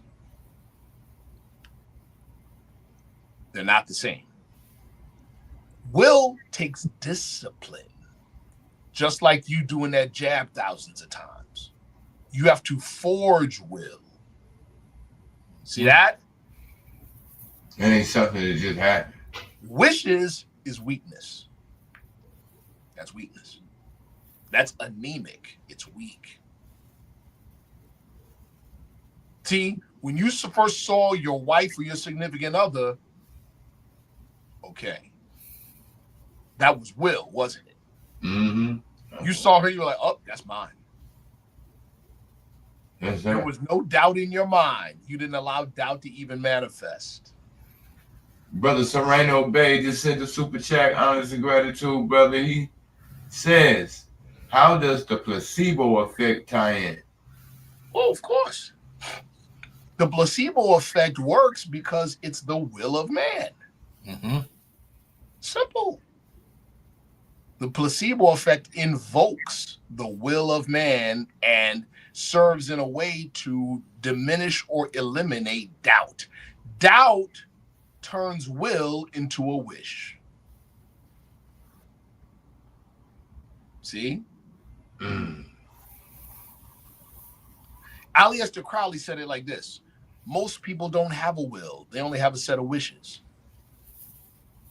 One contradicts the other, and at death, they cancel each other out. Having a will means fortitude. That's power. Understand? Mhm. Will is not wish. At the bottom of the slide, very important. Belief is not a thought that the mind possesses. Belief is a thought that possesses the mind. Like I said, when you saw your significant other for the first time, you already knew what it was. Real belief spurs action. When people say, I believe, and they ain't moving on it, then they're lying. They're fooling themselves. They don't believe. The log just pointing away. That's right. Okay. See that? Now, there's many ways of, I'll use the word, for lack of a better word, tricking the regular conscious mind to sleep so it doesn't get in the way and abort the will. Hypnosis does that. Self-hypnosis does that. Biofeedback does that. Trance state does that. Trance state is spiritual technology. There's many ways to get to trance state. Our brothers and sisters in the Holiness Church, that's what they're doing. Young sisters at a rock concert, that's what happens. Trance states are ecstatic states of mind brought on by music, song, dance, etc. That's why we sing songs, many of us in the Moorish Science Temple of America, because it stirs the ethers and it raises the vibration. It's spiritual technology. See? If you ever been to the house of prayer, you know it. You done experienced it.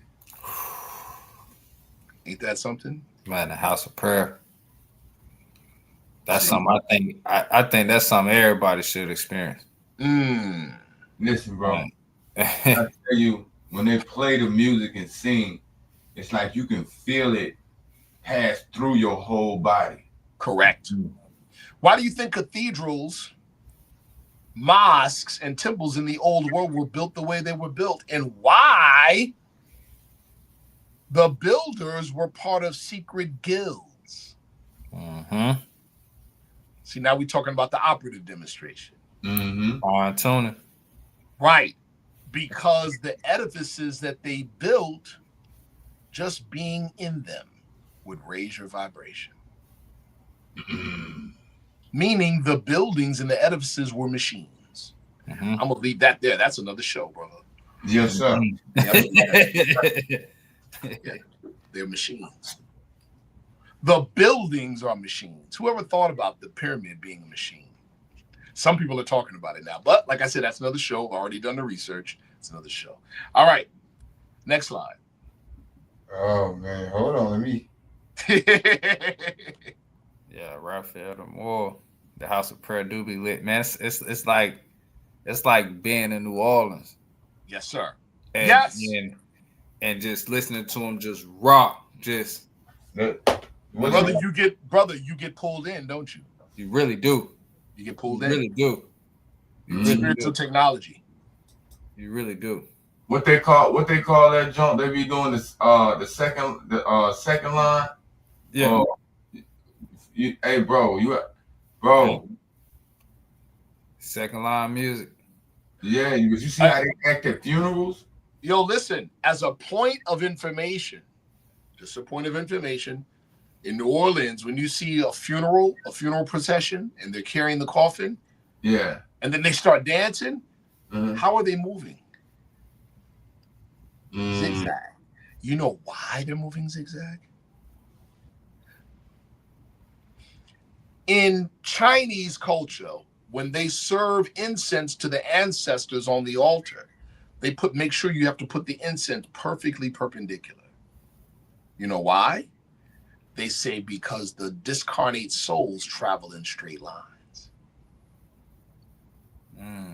The reason why our brothers and sisters, if you ask them why they move the coffin like this, is so that a discarnate entity cannot enter the body. That's deep. Wait a minute. Don't check me out if you don't take my word for it. You ask.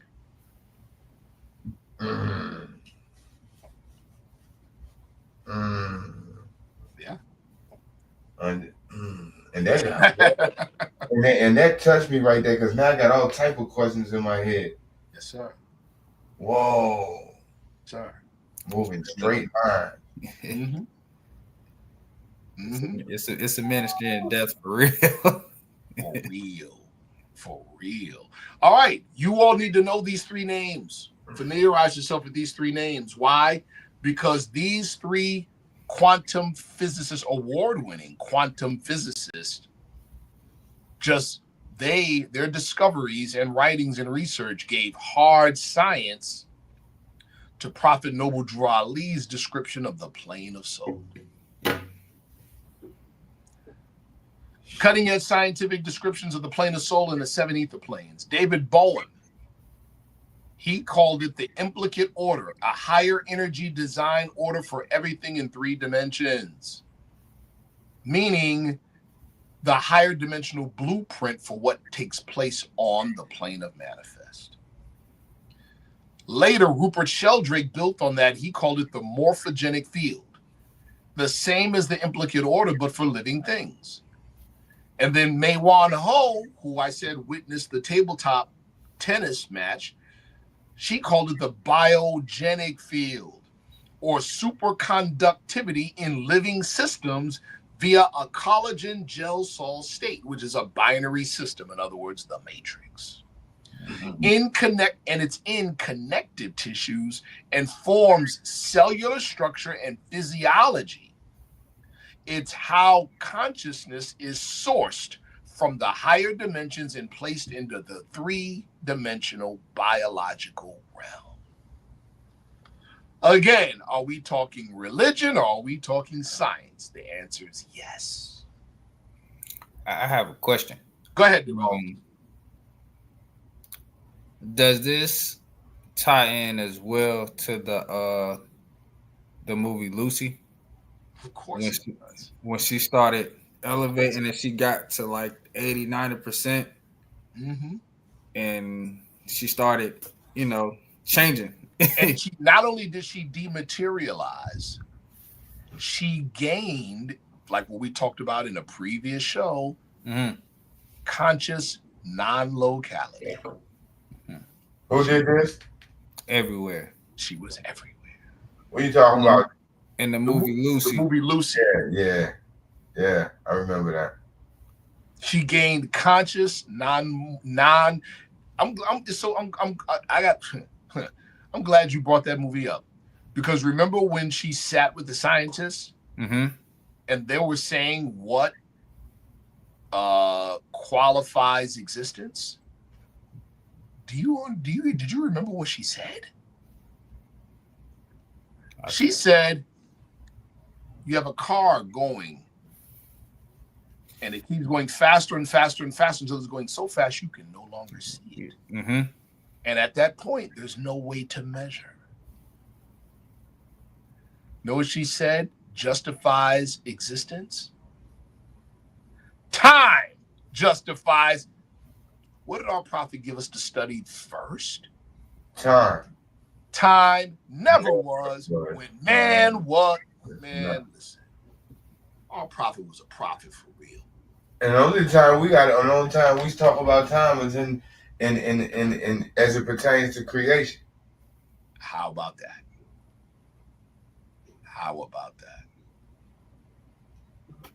That's when time becomes relevant. The manifest. She said in the movie, time justifies existence. In other words, material existence.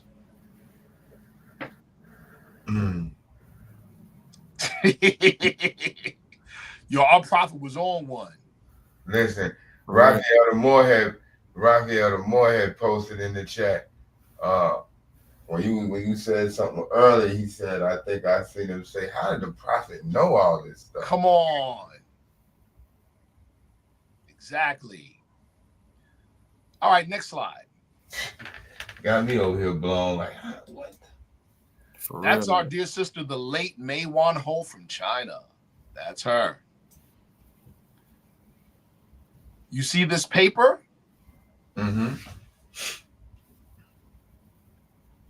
Look at the title of the paper. Let's see. Hold on.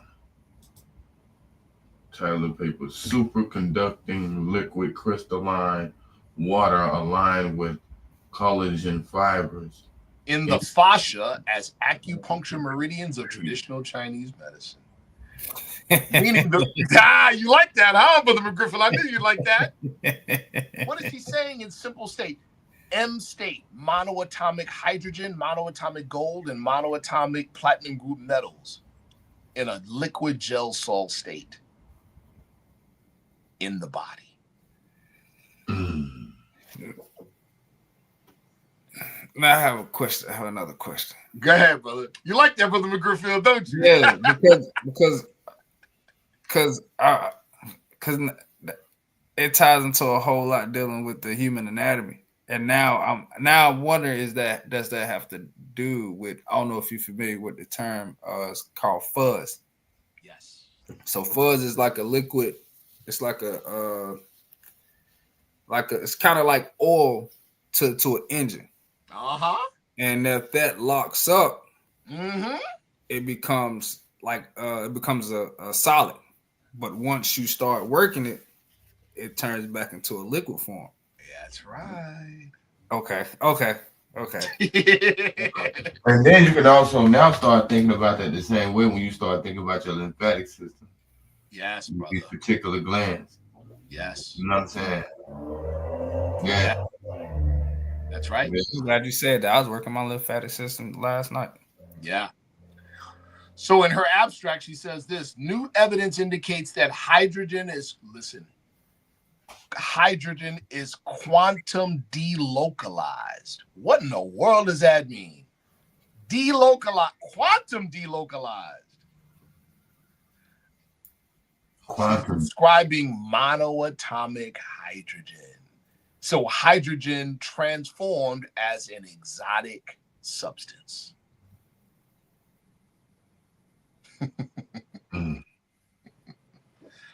Yeah. So you guys can pull this. You can literally this paper is available online. Scientific evidence of the physical interface between the physical body and the soul body, right here in this paper.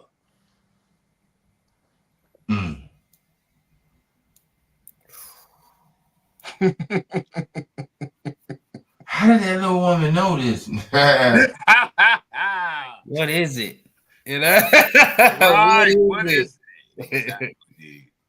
Because now I'm about to start doing some. Well, now I got some experiment to do tomorrow. Yes. Honors and gratitude, Sister Sharif Anael-Bey, for the $1.99 super sticker. I truly appreciate you. Praise Allah. All right, next slide, people. Let's go.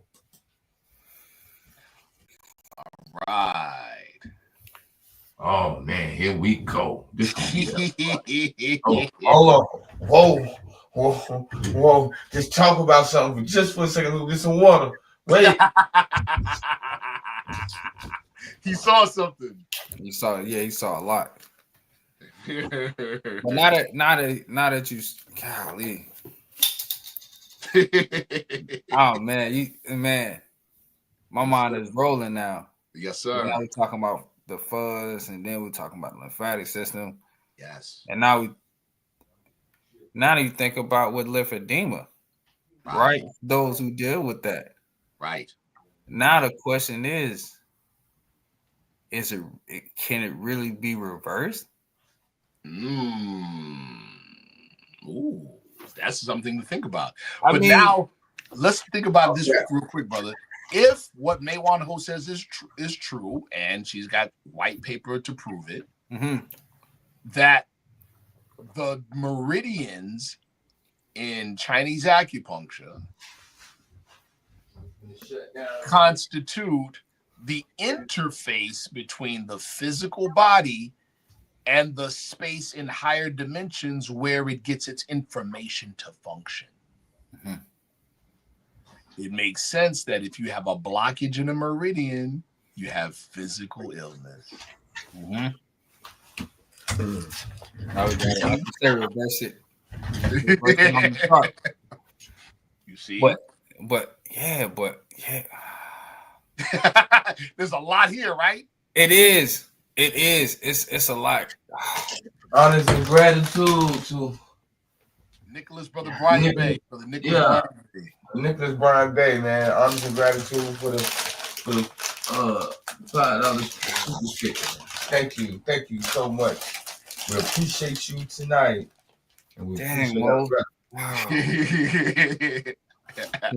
now I really got to step into the acupuncture world. Yes, and sir. And it really now it really makes me want to really sit down with it. Yes, brother. Yes, brother. I'm gonna give you a gift, brother. Brother McGriff-Hill. Seriously, I'm gonna give you a gift when we get off, right? Mm-hmm. So for the audience, this stuff is practical to us. This isn't just theory. It's not just religious dogma. Our religion is practical. Mm-hmm. So we actually teach a course on all of this stuff. Let me repeat. We teach a course on how to manipulate the holy breath in the body. We teach a course on medical Qigong with a written and a practical test at the end. Let me describe part of the practical test.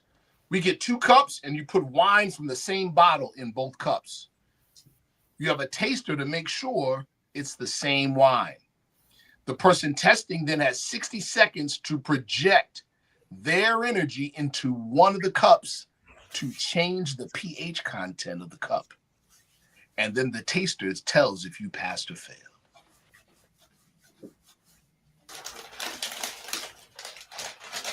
In other words, Brother McGriff-Hill, we train you how to use your body's energy without physical touch to change the physiology of another human being. That's it. We have another school of thought to that. This is what you call healing. Yes.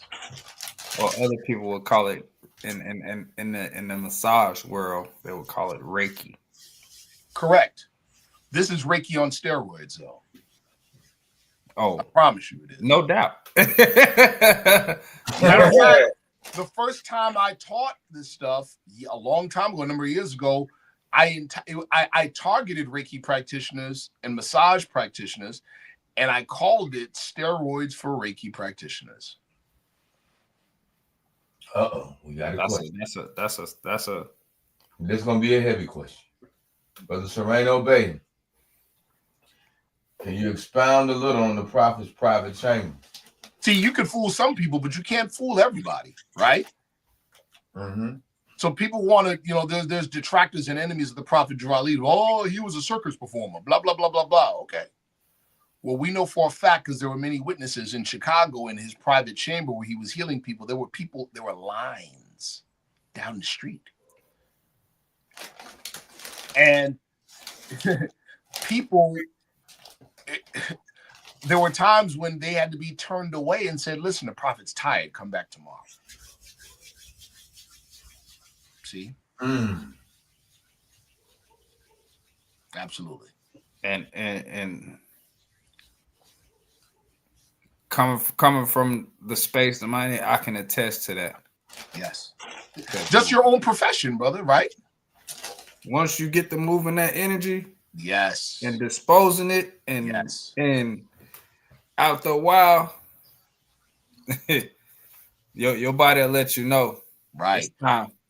So the gift that I'm giving Brother McGriff-Hill, I'm saying to the audience, we have a number of already pre-recorded Qigong courses. If you're interested, reach out to me. If you're interested in obtaining the course, reach out to me. It's pre-recorded with a complimentary or supplementary PDF for notes and information, right? But Brother McGriff-Hill is going to get, and Sheik 7, they're going to get I'm gonna, I'm gonna give them a complimentary. But if anybody else is interested, hit me up. But yes, sir. So let's get into the slide. Rabbil Alameen. What does that mean? Lord of all the worlds, which is the legacy and destiny of humanity. The birthright. So, yes. So arms, or orbitally rearranged monoatomic elements, it facilitates scaffolding for consciousness. What do we mean by scaffolding? So Rupert Sheldrake and David Boehm say like this, especially Rupert Sheldrake. He's like, well, what do we mean by scaffolding for consciousness? Of consciousness. Consciousness at various levels. Meaning, quartz crystals have a consciousness. How can you say that, brother? Well, I'll answer that question with a question. Well, what's telling them to form themselves into perfect six-sided shapes? And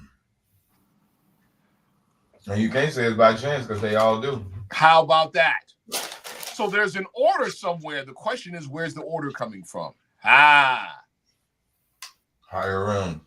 Right. And there's levels. There's levels. Follow me close. You got a stem cell. Stem cells are undifferentiated cells. They can be tasked. What? Okay. You're a brain cell. You're a nerve cell. You're a liver cell. You're a blood cell. See that? Well, what tells that blood cell to remain a blood cell? What tells that liver cell to remain a liver cell? What if that liver cell thought that it was the whole liver? What do you got now? Cancer. You got a tumor. In other words, it's outside of the implicate order. It's going beyond its normal scaffolding of consciousness. It's being other than itself. So that could be like pretty much like inflammation. Okay. On another level. On another level, right? Inflammation begins the blocking of the information coming from the higher realms. Okay. And in its most extreme state, you have a total blockage. Now it doesn't have its instructions, so it does its own thing. And now you have a tumor. Okay. That's why a person, that's why not being a good citizen, you're considered a tumor on the body of the body of the state. Because you're doing your own thing.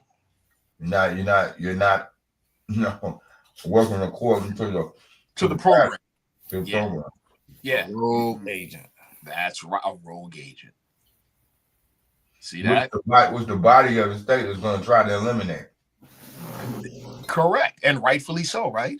Right. How did the prophet say it from a social perspective? The citizens of all free national governments, according to their national constitution, are one family bearing one free national name. Those who fail to recognize the constitution of a free national government are classed as what? Undesirable. And are subject to any inferior name, mistreatment, and abuse that the citizens care to bestow. Meaning you are now a cancer. See that? All right. So look at what we got here. Scaffolding for consciousness. How do we say it in our literature? Ether plane. Each ether plane is a scaffold of consciousness at a particular level. What did Jesus tell Boato Rebo in chapter 11? All creatures think. All. And in their measure have the power to choose. In their measure. See? Right. So the implicate order, the biogenic field, the morphogenic field, is quantum physicists' way of describing the 7 ether planes of the 7 Elohim. One and the same.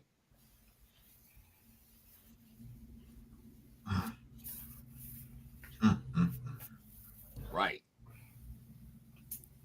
How is this facilitated? The natural monoatomic gold in your body. That's what facilitates it. So orbitally rearranged monoatomic elements transmits the creative order established by the 7 Elohim by the will of the triune Allah. These spirits of the triune Allah moved on the face of boundless space, and 7 ethers were, and every ether had its former life. There you go. If and when the link or interface is broken between the 3D realm and the biogenic field and the living being, cells lose their order, direction, and instructions. That's called cancer. Where there is energy, there is information. The presence of information indicates the presence of intelligence. Big fact.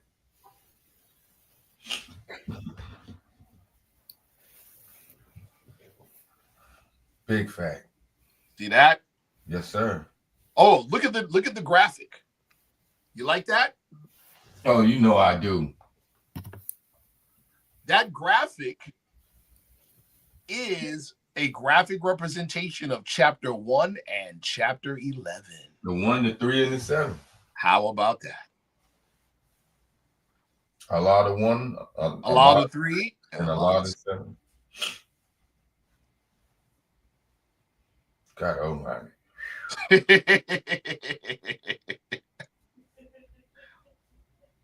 Ain't that crazy?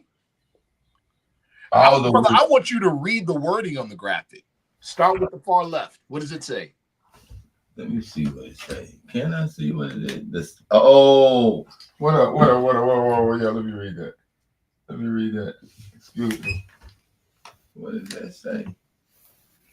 The first one with the big circle, it says the self and its field of awareness.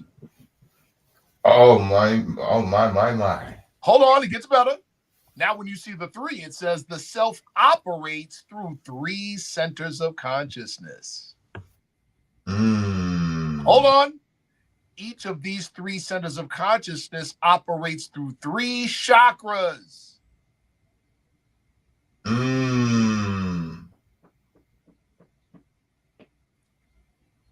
If you're talking about man, you are now looking at the microcosmic universe.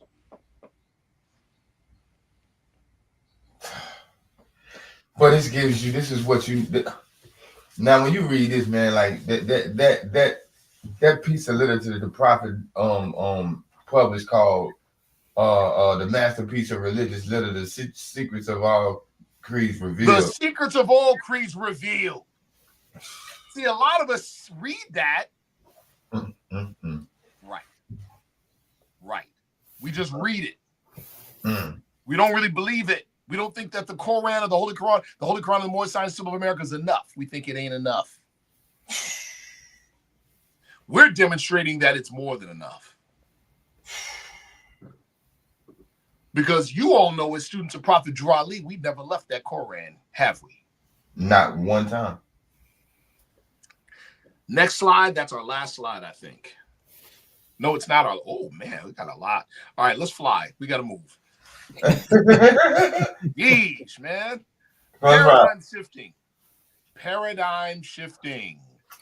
Wouldst thou raise thy thoughts to infinite wisdom? All right, now we're nearing conclusions, people. Listen close. What can we conclude based on what we just demonstrated? Material, listen close. This is big. I want you to really, really absorb what I'm about to say. Material things in the universe are verbs and not nouns. Woo! Meaning material things are processes, people. They're not permanent. They're processes. Man is a process. All manifestations and physical things are processes, people. They are energy events. Do you hear what I just said? All things. They are energy events. All things are in motion. All things. That includes rocks, people. That's the law of vibration. It's the law of vibration. Matter is simply slow energy. That's all it is. That's it. Always in motion. Ethers are energies of a faster than light domain. Higher dimension. Shape and architecture are the lenses for the energy. Human consciousness or will is the quantum operator. And another school of thought, how do we say it? All of the above is caused by the Son of Man. How did the prophet say it? When will of man and will of Allah are one, the resurrection is a fact. And the will of man makes possible the action of the Holy Breath. The Holy Breath. There you go. There you go. All right, I'm going to read through this really quick. Old pre-Muhammad is not Islamic knowledge, old-time religion, in other words, people, old-time religion. Creation was the organization of pliant substance of the substantive darkness. In other words, creation is not making something out of nothing. Creation is the act of bringing order out of chaos. And that brings you to what Elijah said, that the nothing that was spoken about was not that it wasn't nothing there, but what was there was no thing, that it had no purpose. It had no organization. Virgin mother, virgin matter, all undifferentiated. It's called, in religious texts, it's called the waters of the deep. Murky. There you go. In the old pre-Muhammadan Arabic or Islamic tradition, this is called the darkness. It was 28 unorganized emanations. These emanations are called the jewels or al-Johar. That's what they're called. These jewels are known as the 28 alphanumeric letters of the Arabic language. In other words, creation literally was spoken into existence, people. Kum fayakun. Be and it is. The breath of Allah calls these jewels to rotate, then flock to the four corners based on their temperaments. These four corners or four directions or four temperaments comprise the what? Four elements. Earth, water, air, and fire. Each element is comprised of 7 letters or 7 jewels. Let me say that again. The breath of Allah caused these jewels to rotate and flock to the four corners based on their temperaments. These 4 directions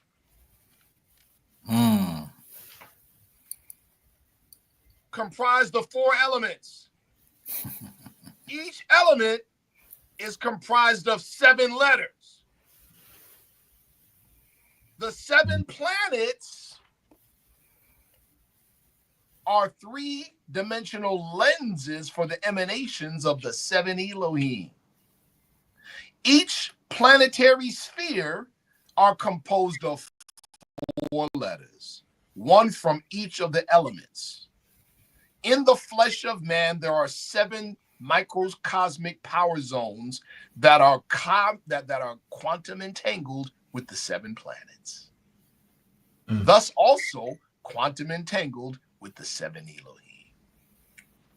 Y'all see what I just did there? Each planetary, I know exactly what you just did. Meaning that all of these are basically shadows of the 7 Elohim.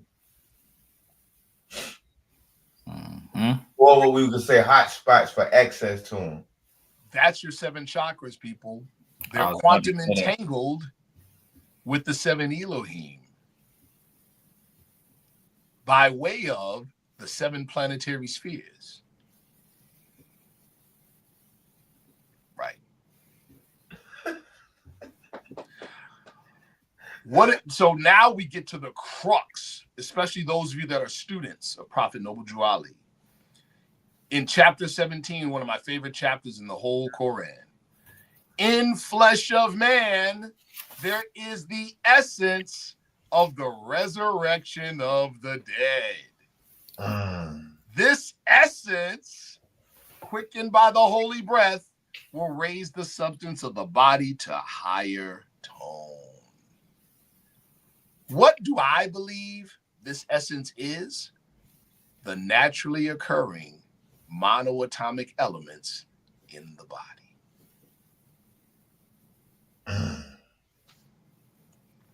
Next slide. Oh my. The relation of the word black to death, alchemical death. The word, okay, disintegration. Disintegration is defined as the fermentation of elements into a state of dissolution. We're talking alchemy here. This is alchemy.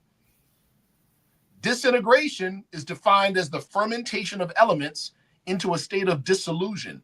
The alchemical term for this putrefaction is called negredo. Y'all catch that? Yes. And occurs via an extreme heating of the material to be transformed within a containment or flask. In the spiritual depth of the ego, the physical body is the flask. You catch that? Mm-hmm. So when we say in chapter 17, the body must disintegrate and this is death, are we talking about the physical body? Absolutely not. What body are we talking about then? The ego body. Well, where is that in our literature? Chapter 3, the lower self, the carnal self, the body of desire. What about that 16? Is what must be broken down. What about chapter 16? That's what we call nafs. The nafs. That's right. Chapter 16. What about it? What about chapter 16, dear brother? Ooh, what part of chapter 16? Tell me. I would say the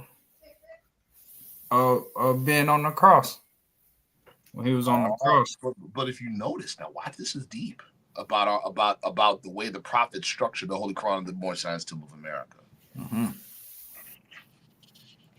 Right? Chapter 16 talks about the walk to Calvary, but it never addresses him being on the cross. It ends with instruction 27. A man named Simon from Cyrene, a friend of Jesus, was near the scene, and since the bruised and wounded Jesus could not bear his cross, they laid it on the shoulders of this man and made him bear it to Calvary. Am I saying that the crucifixion never happened? Absolutely not. I'm not saying that. Of course it happened. Of course it happened. I'm just pointing out that significant thing in chapter 16, but since we're talking about it, right? Jesus in our literature says he gave his life as sacrifice, right? He didn't say he gave his death as the sacrifice. See, this is where people get it mixed up. They think that his sacrifice was his death on the cross. That was not the sacrifice. The sacrifice was the 18 missing years of his life, works, and teaching. He gave his life wholly. He prepared himself. How can you prove this, Brother Sharif? Easy. Easy. There's a word called transmigration. The transmigration of Jesus. It's in the Bible. What took place in the transmigration? Jesus took John, Peter, and another disciple up on a high mountain. And then when he got on that mountain, he transmuted right in front of them. And then Moses and another Elijah appeared and they were talking. What does that tell you, people? Jesus could do he could do the switch from particle to wave function before the crucifixion.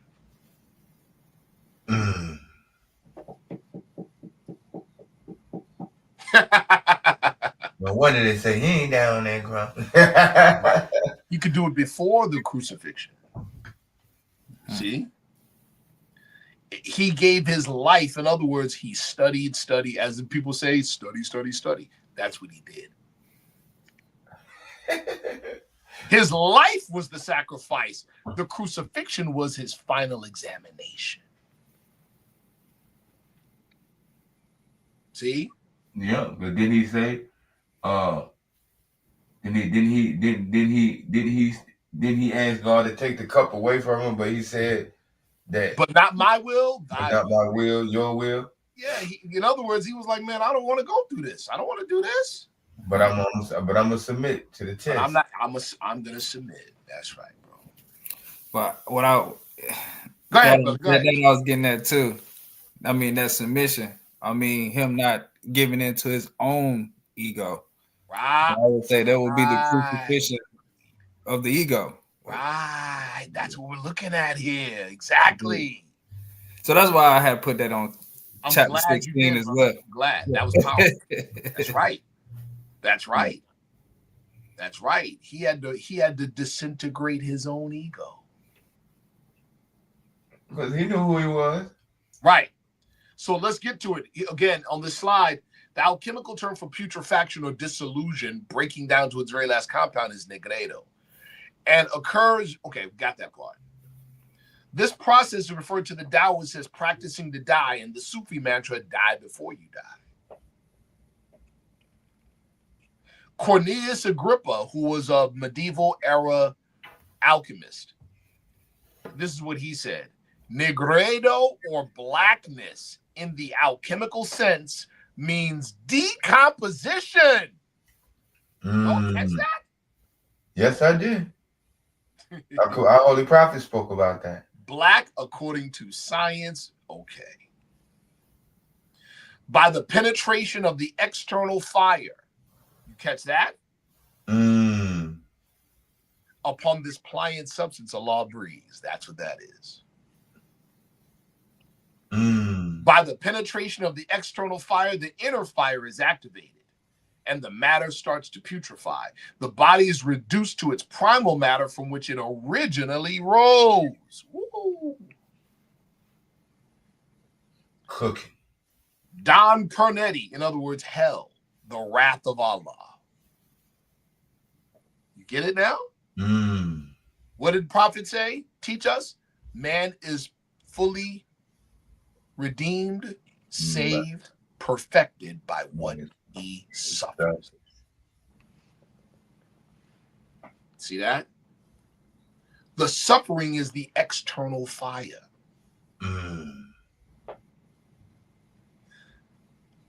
Dom Pernetti said this in 1758, another alchemist. Putrefaction is so effective that it destroys the old nature and form of the rotting bodies. It transmutes them into a new state of being to give them a totally new fruit. Everything that has life dies. Everything that is dead putrefies and finds a new life. Come on, man. You all know what chapter 17 says. And then upon this pliant substance, Allah breathes just as he breathed on the face of the deep when the worlds were formed, and life springs forth. Come on, man. Y'all know. And what did the prophet say about the disintegration, and this is death? That's right, and this is death. So now we know exactly the science he was referring to, don't we? Oh, it gets better. Next slide. In alchemy, in the alchemical process, negredo gives rise to what? Y'all see the word?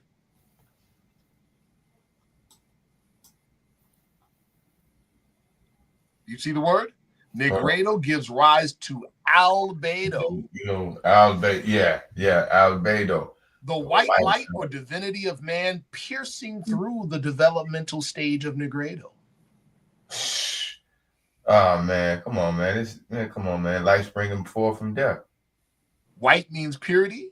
Purity means God, and God means rule of the land. Okay, people. It represents man's first recognition of and communication with his own divine nature. That's the meeting, the great meeting. Meeting with who? My consciousness with my higher self. There you go. In fact, nothing dies except what hinders and obstructs the transformation, the ego.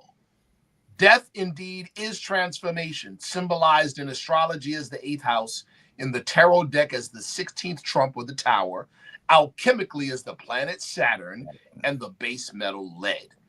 The alchemical phrase solve et coagula literally means to solve what is fixed.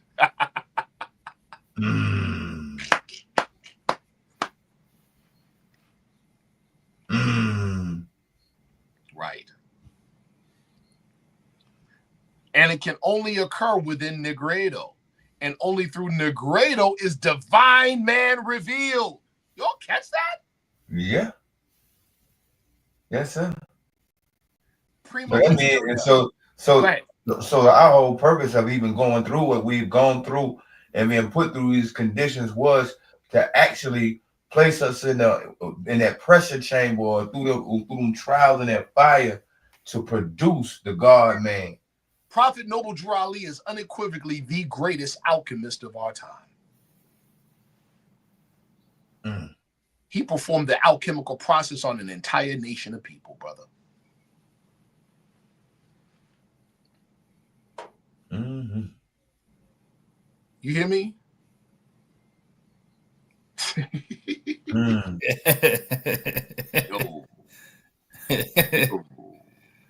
Yo, this is crazy.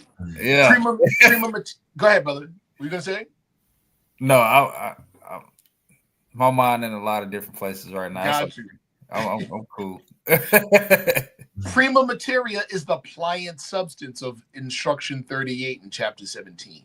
A literal return to the original state or first matter, so that the external fire can penetrate fully and activate the inner fire to bring about the albedo state, which is the big bang of Western physics. In chapter 1, prima materia equates to the ethers of the plane of soul and the dark matter of quantum physics, and the inner fire that must be touched by the penetrating external fire is the seed that came forth from the heart of Allah.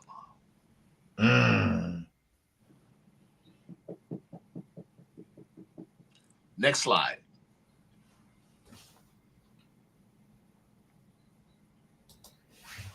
Y'all know who that guy is. The beast. Alias the Crowley. That's right, the Beast 666. This is what he said in one of his famous books. The book is called Book 4. Real quick, do you know why he called it Book 4? Anybody? I don't. I can tell you. How many arcs to the circle? 4. How many elements? 4. The 4 elements are the prima materia of formation. That's why a table has 4 legs and not 3. That's why there are 4 fixed signs in astrology.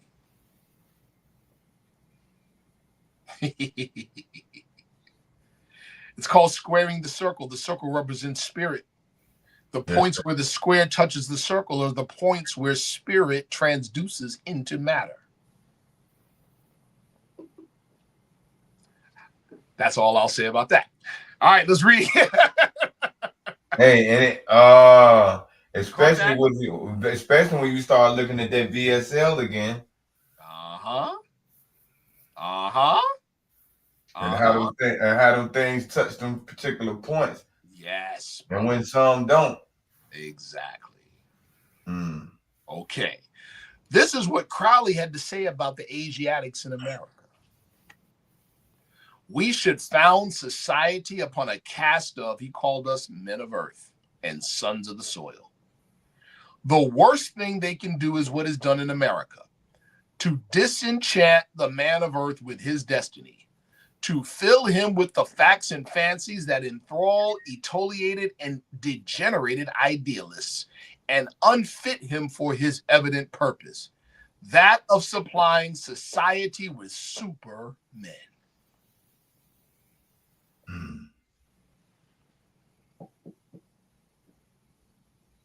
Yep. All right, conclusion. Next slide. The superior men. Yes, sir. Soul-flesh interface. That is what a Bose-Einstein condensate does. It provides the interface, the access point between our soul and our flesh. Bose-Einstein condensate is considered the fifth state of matter. It's a mini wormhole or portal between dimensions. Generates a Meissner field, repels magnetic fields, and facilitates quantum entanglement. All right. ORMs, which it means orbitally rearranged monoatomic elements, it must form a Bose-Einstein condensate in order to be ORMs, and thus they are mini wormholes. Quantum coherence, in other words, generating a Meissner field. Thus, within the Meissner field, there is no time-space barrier with any other thing in any other Meissner field. Every living thing is bound by cords to every other living thing. Mm-hmm. Room temperature conductivity straddles dimensions or ether planes. Physical scaffolding for consciousness and biologic information communication. Dispersed throughout the human body via the connective tissue network. Facilitates inter and intracellular communication. DNA repair, that's where it comes from. Follow me. People think, oh, well, the classical explanation, well, the cells repair themselves because of the information in the DNA. Well, how does the DNA repair itself? Where does it get its information from? The biogenic field, plane of soul, or extra dimensional to physical 3D communication. Here's another thing, people, about monoatomic gold and the M state elements. They are inert, meaning what? They are not processed by the digestive system. Y'all caught that? They're not processed by the digestive system. So it's not like you're taking a drug or taking a pill or taking a herb. You are literally, by ingesting it, filling the gaps and holes in your naturally occurring monoatomic gold body. And then strengthening it and bolstering it and making it bigger and stronger. In other words, when you ingest it, it doesn't leave your body.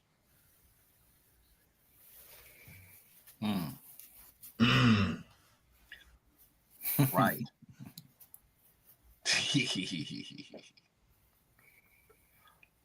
Man. Any questions?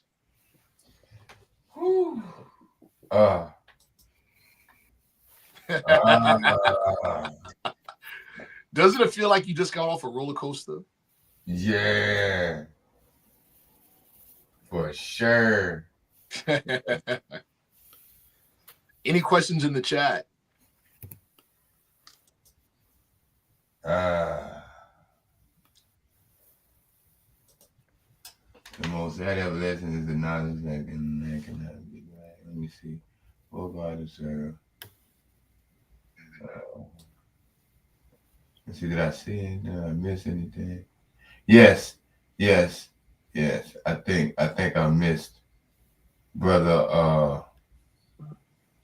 Oh, shout out to Brother Ralim Ill. Brother Ralim, listen, that's the brother right there. Brother Ralim is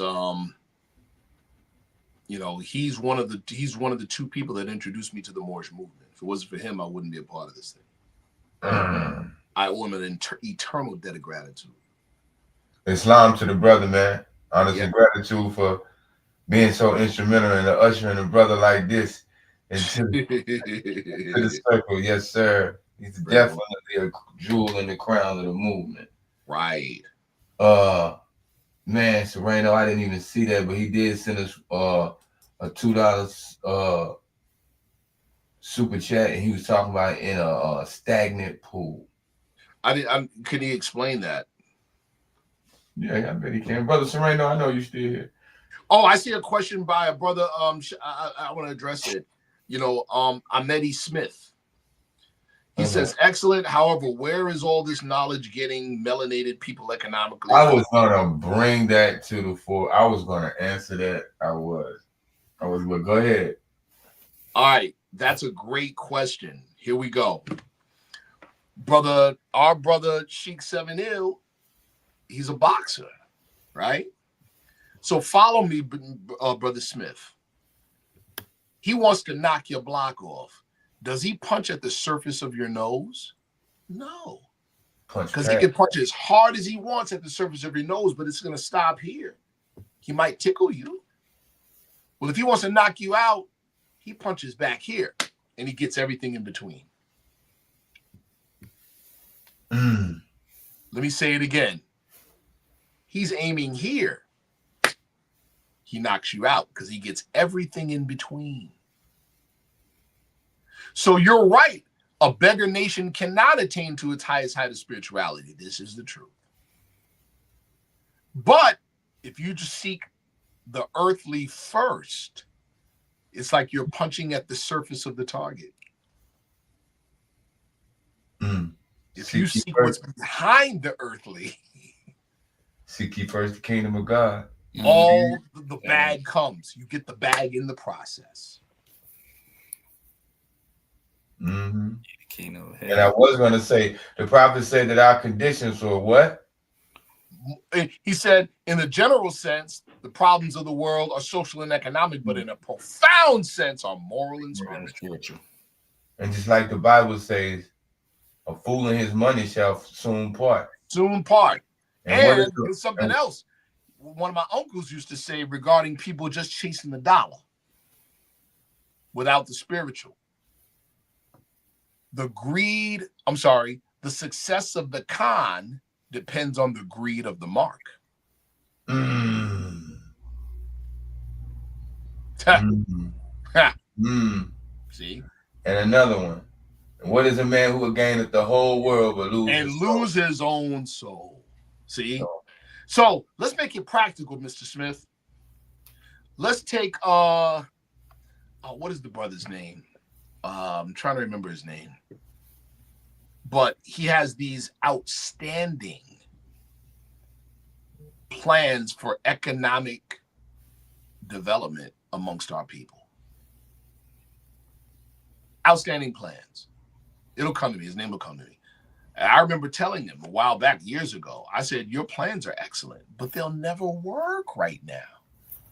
He says, what do you mean they won't work?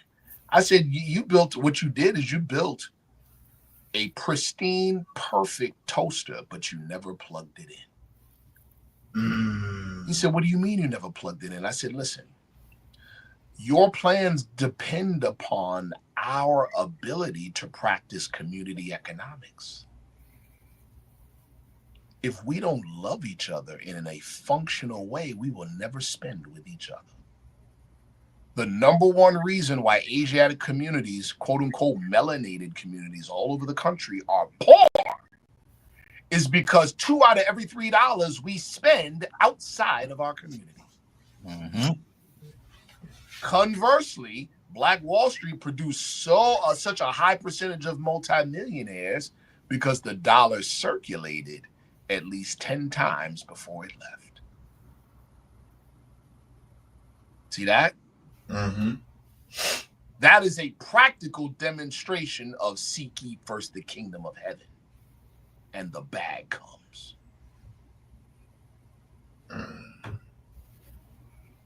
Brother Amadi Smith, I hope I answered your question. I'm pretty sure you did. Praise the Lord. Mm-hmm. Claude Anderson. Thank you, Brother Tariq. It was Claude Anderson. That's right. That's right. Oh, yes. In a stagnant pool, death abides. That's right. Everything stays in motion, Brother Sharif Anael-Bey. That's a fact. That's a fact. Glad we got to that, man. What are your thoughts on out-of-body experience? That's I say that's almost life for me. Listen, who said that? Right to right. Please, if you haven't already, go take a look at the last show we did on Let's Think podcast. The fact that you're thinking means you're having an outer body experience. Let me say it again. The fact you are thinking right now means you're having an out-of-body experience. Believe it or not.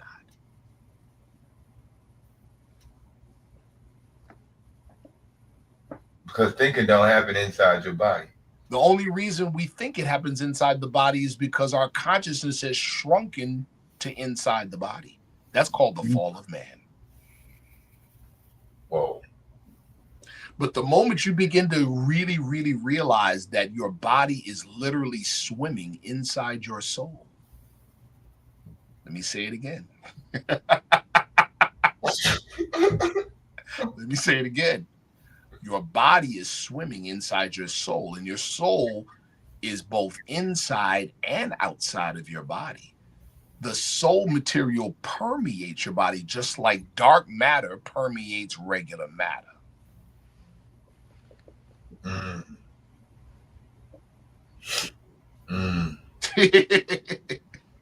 See? See? Yes, sir. See that? Yes, sir. Whew. Tonight been a heavy one, bro. This was right. This one's for the ages, as they would say. Praise Yes, Allah. sir. Yes, sir. Yes, sir. Yes, sir. Yeah, this was, but again, what makes it special is not just the presentation; it's the interaction of the hosts, asking key questions, and pulling things out of me that I wouldn't have probably said. Yes, sir. You know what I'm saying? Yes, sir. This is a group effort. It's a group demonstration. You see what I'm saying? Yes, sir. And I be striving not to say too much because I can get to talking and man. Because you got, man, with this type of information, so many thoughts come into your head. Yes. You know what I'm saying? Yes. Mm-hmm. Yes, sir. Absolutely. Absolutely. Can we hit the thumbs up? Your gratitude, Brother Sharif Anael-Bey. Yes, sir. Yeah, yes, sir, Brother Ralim. That's right. 3 Carl Monty. That's right. That's right. Our brother, we have to listen. One day, brother Sheikh 7 we got to get Brother Ralim on the show. Oh, no problem. So he could talk about some history, stuff that people have just read about, but stuff that we lived. Yeah, let's do it. You hear me? We'll get Brother Ralim on the show where he could talk about his experiences with Brother Ramza. Brother Ramza was the national jeweler for the Nation of Islam. And Brother Ramza was one of Minister Farrakhan's closest friends. He and Minister Farrakhan joined the nation on the exact same day in 1955. Brother Ramza grew up with his entire family in the Moorish Science Temple of America, and he carried his nationality card until he died. That's deep. That's deep. See, these are things we lived. Other people may have read about it. This is stuff that we lived. See, Brother Ramza had a shop. He had a booth across the street from the Apollo in the Mart. When the Mart, anybody from Harlem will know when you say Mart 125, they know what you're talking about. See? Yes, sir. Let's get that brother on. Yeah. Most definitely. Yeah. Yes, sir. Yep. Get him on. Listen, brothers, I got to run, brother. Me too, man. I got super early. Super early. All right, brothers. Love you all, brothers, man. This was powerful. Thank you so much for the opportunity. Yes, the audience, rewind, study, vet the work, find mistakes, if there are any. Yes, sir.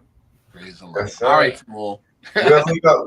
Me and brother, I'll link up with you to get the Chicon. Oh, no, brother. What I need you to do, you and brother, send me brother McGriff Ills, text me your email addresses, and I got you. You already know. Okay. All right. That'll work. Right. Peace. All right. Islam. Islam. Islam.